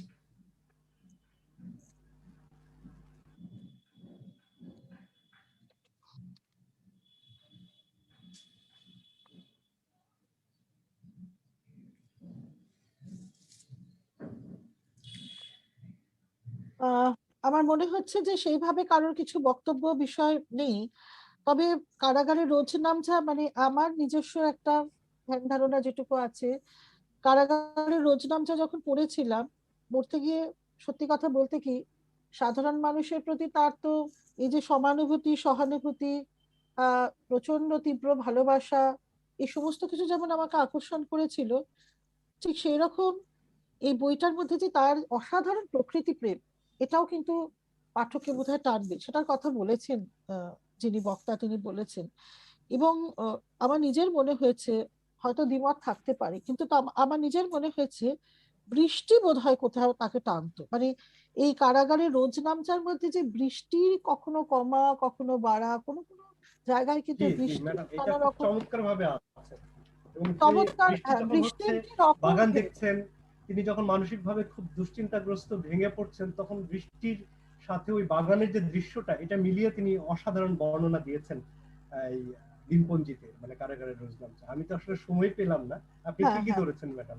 আরেকটা হচ্ছে বলেছেন যে বৃষ্টি হলে কেমন হয়ে যায় যেন মনটা, আজও খুব বৃষ্টি হলো, মানে ওই যে এই যে একটা কবি সত্তা তার মধ্যে ছিল, মানে কবি সত্তার যে প্রকাশটা, সেটা বারে বারে কারাগারে রোজ নামচার মধ্যে প্রকাশিত হয়েছে।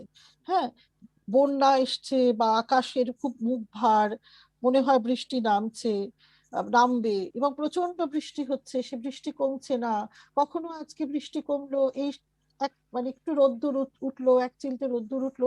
এই যে প্রতিটা দিনের রোজ নামচার মধ্যে সকাল দুপুর বিকেল সন্ধ্যা কিরকম গুটি গুটি পায়ে হাজির হচ্ছে, হ্যাঁ, তার সঙ্গে প্রকৃতির যে রকম ফের, সেটাও কিন্তু নিঃশব্দে চুপচাপ তার লেখন ভঙ্গির মধ্যে, তার লেখার মধ্যে অন্তর্গত হয়ে যাচ্ছে।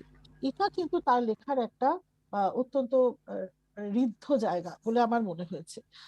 আরেকটা কথা আমার মনে হয়, নিশ্চয়ই আপনিও হয়তো পড়েছেন নিশ্চয়ই, যে ওই যে কিছু ইঙ্গিতপূর্ণ মন্তব্য আছে, মানে এই যে কোন কোন জায়গায় প্রকৃতির কথা বলছেন, পরগাছা, মানে জি, প্রচুর এটা ওর যে আমার মাঠটা, আমার এই কোটেশনের মধ্যে আছে, আমি বলতে আমার হ্যাঁ, এই যে সুযোগ করে দিন। পরগাছাকে মুড়ি ঘাসগুলো যেন বাড়তি জঙ্গল হয়েছে, তিনি নিজে তো ওইটুকু বাগানটাকে তদারক করছেন, দেখছেন, বাগান করছেন, এবং ওই জঙ্গলটাকে, যেখানে বাড়তি ঘাসগুলো, অপ্রয়োজনীয় ঘাসগুলো মুড়িয়ে দিয়ে বলছেন পরগাছাকে আমি ওই জায়গাটা জল একটু খাই। পড়ে শোনাই ম্যাডাম। হ্যাঁ, পড়ুন। বৃষ্টি পেয়ে দুর্বা ঘাসগুলি বেড়ে উঠেছে লিক লিক করে, সমস্ত মাঠটা দেখতে খুব সুন্দর হয়েছে। বাজে গাছ আমি তুলে ফেলি, একটু ভালো লাগলেই ওর ভিতর দিয়ে হেঁটে বেড়াই, আর যে পরগাছা চোখে পড়ে তাকে ধ্বংস করি। হ্যাঁ, কারণ এই পরগাছাগুলো আমাদের, তার পরের বর্ণনায় এরকম অন্য একটা যে দিকে চলে যাচ্ছেন তিনি কথার মধ্য দিয়ে, প্রকৃতি থেকে এই পরগাছা, মানে একটা অন্য বক্তব্যের মধ্যে এসে যাচ্ছে। না, বৃষ্টি তো বারে বারে, বৃষ্টি হলে একা খারাপ লাগে। তিনি বলছেন পরগাছাগুলোকে, আগাছাগুলোকে আমার বড় ভয়। হ্যাঁ, হ্যাঁ, এইভাবে। এখানে তো আগাছা শুধু আগাছা নয়, আগাছা মানে অন্য জি কিছু, পরগাছা জি, মানে অন্য কিছু। আর কত গাছের কথা আছে, কামিনী, শেফালি, আম, কামিনী লেবু, শেফালি গাছের কথা হ্যাঁ, আছে। কত রকম গাছের কথা আছে। আমার আর ঘরে দরজার কাছে একটা কামিনী ও একটা শেফালি গাছ। কামিনী যখন ফুল দেয় আমার ঘরটা ফুলের গন্ধে ভরে থাকে। একটু দূরে হুম, এই দুইটা আম আর লেবু গাছ। বৃষ্টি পেয়ে গাছের সবুজ পাতাগুলি যেন আরো সবুজ, আরো সুন্দর হয়ে দাঁড়িয়ে আছে। দেখলাম এদের প্রাণ ভরে, মনে হলো নতুন রূপ নিয়েছে। এই জায়গাগুলো আমারও ফাইন আর কি। হ্যাঁ, ধন্যবাদ তো আপনাকে। অসাধারণ, মানে মানুষটা যে, মানে যে মানুষকে ভালোবাসে সে তো প্রকৃতিকেও ভালোবাসবে না। এই যে একটা তার মধ্যে মানে সংবেদনশীলতা যদি থাকে, তাহলে মানুষকে তিনি, বা আছে বলেই তিনি মানুষকে ভালোবেসেছিলেন, আর সংবেদনশীলতা আছে বলেই তিনি প্রকৃতিও ভালোবেসেছিলেন। এই দুটো এই খুব জন্য ওতপ্রোত করাচিতে ভাবে যখন তিনি জড়িত। গিয়েছেন, করাচিতে যখন দিয়েছেন, মরুভূমি দেখার সাথে সাথে তার মনটা পূর্ব বাংলার প্রকৃতির সাথে তুলনা করেছে, এবং ওদের মন এবং আমাদের যে মন পলিমাটির তৈরি সেটা তুলনা করেছে। এবং একটা জায়গায় ম্যাডাম, আমি একটু দুঃখিত, একটু আপনাকে ইন্টারাপ্ট করলাম। তার মা ভীষণ অসুস্থ, জেলখানায় থাকা অবস্থায় খবর পেয়েছেন মায়ের অবস্থা ভালো না। যখন মন খারাপ হয়েছে তিনি তখন বাগানের পাশে গিয়ে দাঁড়িয়েছেন। ওই জায়গাটা আমি একটু পড়ছি। মায়ের অবস্থা ভালো না, বাইরে বসে দেখতে লাগলাম আমার একটা মোরগ, একটি মুরগি আর একটা বাচ্চা মুরগি আপন মনে ঘুরে ঘুরে পোকা খেতেছে। আমার বাবুর্চি খাবার থেকে কোনো মতে কিছু কিছু বাঁচায় একটা মুরগি জোগাড় করেছে। ছোট ছোট যে মাঠগুলি পড়েছিল আমার ওয়ার্ডে, সেগুলিতে দুর্বা ঘাস লাগাইয়া দিয়েছিলাম। এই সমস্ত মাঠটি সবুজ হয়ে উঠেছে, বৃষ্টি পেয়ে তাড়াতাড়ি বেড়ে উঠছে। দেখতে বড় সুন্দর জায়গাটি। ফুলের গাছ চারিদিকে লাগাইয়াছিলাম, নতুন পাতা হ্যাঁ, ছাড়তে শুরু হ্যাঁ, করেছে, বড় চমৎকার লাগছে। হ্যাঁ, যখনই তার মন খারাপ হয়েছে, বিষণ্ণ হয়ে উঠেছে, তখনই তিনি কিন্তু প্রকৃতির সান্নিধ্য মানে প্রত্যাশা করেছেন, এবং তাদের কাছে গিয়ে বসেছেন, ঘুরেছেন, পাখি দেখেছেন, গাছের দিকে তাকিয়েছেন। এটা তার একটা, ওই যে বললাম, মুক্ত প্রকৃতি এবং বন্দি প্রকৃতির মধ্যেও তার একটা ইয়ে ছিল আর কি। এবং তার সমস্ত জায়গাটা ছিল হচ্ছে যে সাধারণ মানুষের সাথে প্রকৃতির যে সম্পৃক্ততা হ্যাঁ। আর স্বাধীন চেতা মানুষ ছিলেন, তো প্রকৃতির মধ্যেও স্বাধীনতা খুঁজেছেন, খুঁজে। এবং সাংবাদিক সুলভ একটা দৃষ্টিভঙ্গিও তার রয়েছে। অত্যন্ত নইলে পুঙ্খানুপুঙ্খভাবে বলতে পারতেন না যে মুরগিটার ভঙ্গিটা আমার খুব ভালো লাগে, মানে এই যে ছোট ছোট ব্যাপার। পুঙ্খানুপুঙ্খভাবে তিনি মানুষকে পর্যবেক্ষণ করেছেন, একটা সাংবাদিকতা সুলভ দৃষ্টিভঙ্গি তিনি। হ্যাঁ, এটাও কিন্তু তার রোজনামচার একটা অনবদ্য একটা জায়গা। ঠিক আছে, আর কারোর কোনো প্রশ্ন আছে? কারো কি কোনো প্রশ্ন আছে, কোনো বক্তব্য? তাহলে বলতে পারেন। এরপরে আমি পরের বক্তার তাহলে বক্তব্যে চলে যাব। পরের বক্তার বক্তব্যে চলে যাচ্ছে। পরের বক্তা বলেছিলেন, তিনি মোহাম্মদ নাজমুল হোসেন, তিনি নয়া চীনের দুই দ্রষ্টা সম্পর্কে বলেছিলেন। এই প্রবন্ধটি সম্পর্কে কারোর কোনো জিজ্ঞাসা, কোনো বক্তব্য, কোনো জিজ্ঞাসা, কোনো প্রশ্ন?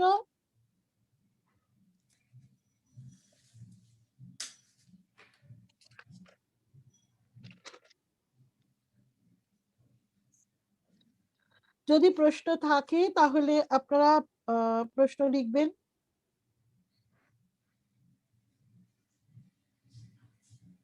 আমি এখানে কোনো প্রশ্ন দেখছি না। যদি প্রশ্ন থাকে তাহলে অবশ্যই লিখুন, অথবা বলুন, সরাসরি প্রশ্ন করুন। বা কোনো বক্তব্য যদি যোগ করার থাকে অবশ্যই করুন সেটা।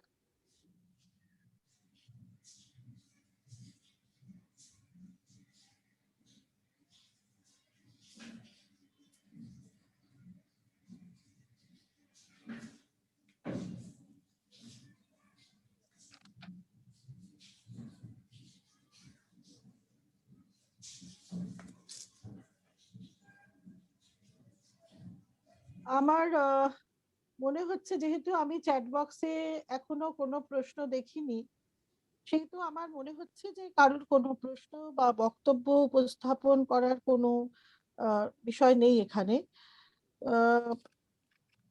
কিন্তু মানে আমার একটা কথা মনে হচ্ছে, যেহেতু আমি শুনছিলাম এই প্রবন্ধটি তার যে সেটা শুনছিলাম, এবং ওই শুনতে শুনতে আমার মনে হচ্ছিল যে নয়া চীনের ওপরে যখন তিনি লিখছেন, নয়া চীনকে তিনি কিরকম ভাবে দেখেছেন যখন কিছু লিখছেন, তখন কিন্তু আহ মানে আহ, একটা কথা খুব ভালোভাবে মানে দেখেছিলেন, মানে ভালোভাবে বুঝেছিলেন। আসলে তিনি তো চিরকালই সংগ্রামী মানুষ, এবং মানুষের প্রতি সহানুভূতি সমানুভূতি পূর্ণ মাত্রায় তার ছিল।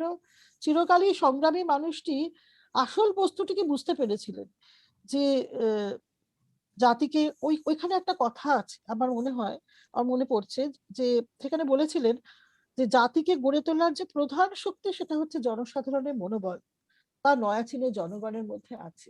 এবং এটা সম্পূর্ণভাবে 100% সত্যি যে তিনিও কিন্তু এই বাংলাদেশে এবং এই বাঙালি জাতিকে, শুধুমাত্র বাংলাদেশ নয়, মানে সমস্ত বাঙালি জাতিকে একটা নতুন মনোবল সঞ্চার করেছিলেন নানা দিক থেকে।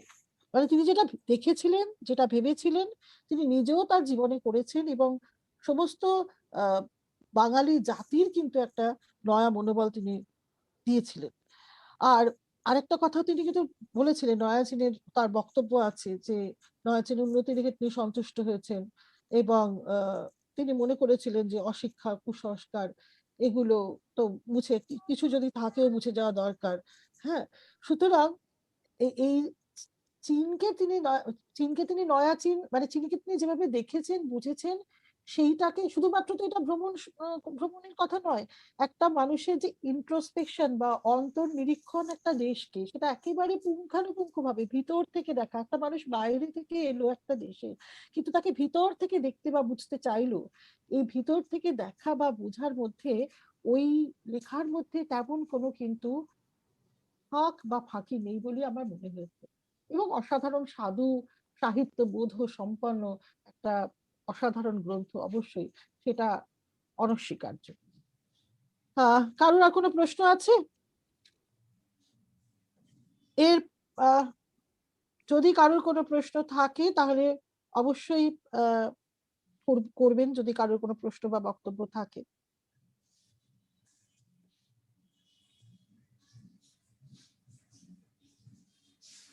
এরপরে আমি পরের যিনি বক্তব্য উপস্থাপনা করেছেন তার কথায় চলে যাচ্ছি। অন্নদা শঙ্করের বঙ্গবন্ধু মুগ্ধতায় মানদণ্ডে, দীপা জাহান। তিনি অত্যন্ত তথ্য সমৃদ্ধ, বিশ্লেষণ পূর্ণ একটি রচনা, একটি বক্তব্য আমাদের উপহার দিয়েছেন। তো এই বিষয়ে কারোর কোনো বক্তব্য, কারোর কোনো প্রশ্ন, কোনো বক্তব্যের সংযোগ সাধন করার ইচ্ছা কারো কি আছে? তাহলে অবশ্যই চ্যাট বক্সে লিখুন অথবা সরাসরি প্রশ্ন করুন।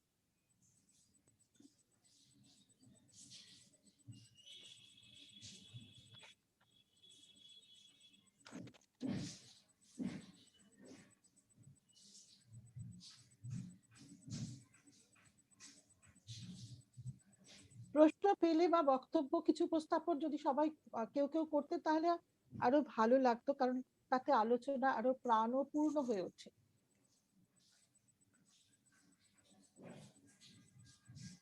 আরো কি কোনো বক্তব্য আছে?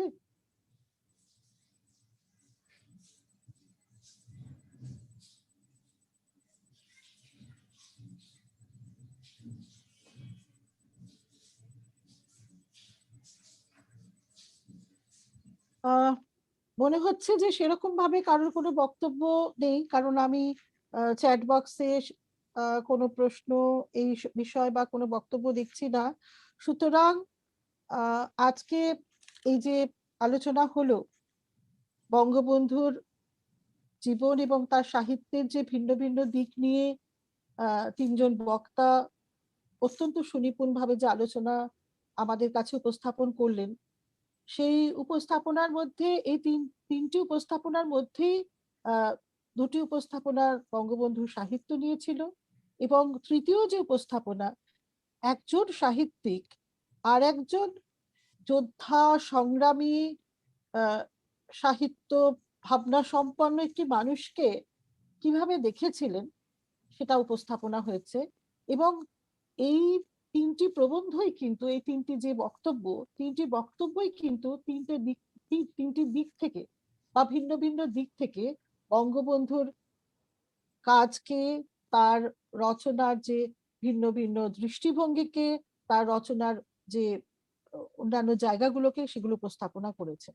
তবে শুধুমাত্র তার রচনার যে কন্টেন্ট বা উপাদানটাই পাঠককে টানে বা আমাদের মনকে কোথায় আপ্লুত করে তা নয়, তার পাশাপাশি কিন্তু তার রচনা ভঙ্গি, মানে তার যে ভাষা ভঙ্গি, তার যে সুনিপুণ বাকভঙ্গি, তার যে একটা সরল, আপাতভাবে সরল আন্তরিক একটা ঘরোয়া মেজাজে যে তিনি কথা বলেছেন তার সাহিত্যে, সেটাও কিন্তু সমান আকর্ষণীয়। একটা কথা কিন্তু আমরা বুঝি বা ভেবে দেখতে পারি যে আপাতভাবে সরল ঘরোয়া মেজাজে এই যে কারাগারে রোজ নামচা লিখছেন, এই যে চীনের কথা লিখছেন, পড়লে মনে হয় আরে ভীষণ সোজা সরল, মানে একদম সিম্পল ভাবে, মানে ছোট ছোট বাক্যের মধ্যে কথা চলেছে। কিন্তু এই আপাতভাবে সরল এই নিরীহ বাকভঙ্গি কিন্তু অধিগত করা খুব কঠিন। যেমন এই আপনারাও নিজেরা জানেন যে এই আপাত সরল নিরীহ বাকভঙ্গি যেটা আমাদের প্রতারিত করে, মনে হয় যে হয়তো পারা যায় লিখতে, কিন্তু এটাকে কিন্তু আত্মস্থ করা খুবই কঠিন ব্যাপার। এই কঠিন কাজটি কিন্তু সহজ কথা যায় না বলা সহজে। হ্যাঁ, বঙ্গবন্ধু তার রচনায় সাধন করেছেন। এইটা কিন্তু অসাধারণ একটা ব্যাপার যে এত পড়লে মনে হয় ওই ওই ফাঁদে প্রতারিত হওয়ার পরিপূর্ণ সুযোগ আছে আমাদের, মনে হয় আরে কিন্তু সাধারণ, মানে এটা লেখাই যেতে পারে, কিন্তু লেখা যায় না। সহজ করে কিন্তু, এত সহজ করে এত আন্তরিক ভাবে বলেছেন, এই ভাষার উপর পরিপূর্ণ একটা আহ নিয়ন্ত্রণ শক্তি, ভাষার প্রতি পরিপূর্ণভাবে একটা নিয়ন্ত্রণ শক্তি না থাকলে, একটা চালিকা শক্তি না থাকলে কিন্তু এত এইভাবে লেখা যায় না। এবং সেই জন্য তার সাহিত্য চিরকাল, বহুদিন, আরো বহু বহু বহু বছর আমাদের কদর পাবে, এবং আমাদের নানা রকম সংগ্রামে, নানা রকম জীবনের টানাপোড়েনে, শোষণে, নির্যাতনে, কষ্টে, যন্ত্রণায় বারবার আমাদের প্রাণ শক্তি দেবে, আমাদের নতুন করে আবার প্রাণিত হতে সাহায্য করবে। তাহলে আজকে আমরা আমাদের এই আলোচনা শেষ করছি। সমস্ত বক্তা এবং যারা এই এই আলোচনা সভায় উপস্থিত আছেন, এখানে আমি বেলা দাসকেও দেখতে পাচ্ছি, তাকে আমার সশ্রদ্ধ নমস্কার। আরো আরো অনেকে আছেন। বেলাদি কি কিছু বলবেন? বেলাদি, বেলাদি কি কিছু বলবেন? বেলাদি, আপনি কিছু কি বলবেন? হয়তো উনি শুনতে পাচ্ছেন না। আচ্ছা, যারা এই আলোচনা সভায় আছেন, তাদেরকে, উপস্থিত আছেন, তাদেরকে আমি আমার আন্তরিক ধন্যবাদ জানাই। আজকে আমাদের আলোচনা সভা এখানেই শেষ হলো। সবাইকে আগামী দিনের আলোচনা সভায় উপস্থিত থাকার জন্য আহ্বান করছি, এবং সকলকে আন্তরিক ধন্যবাদ জানিয়ে আমি এখানেই এই সভাটি শেষ করছি। নমস্কার।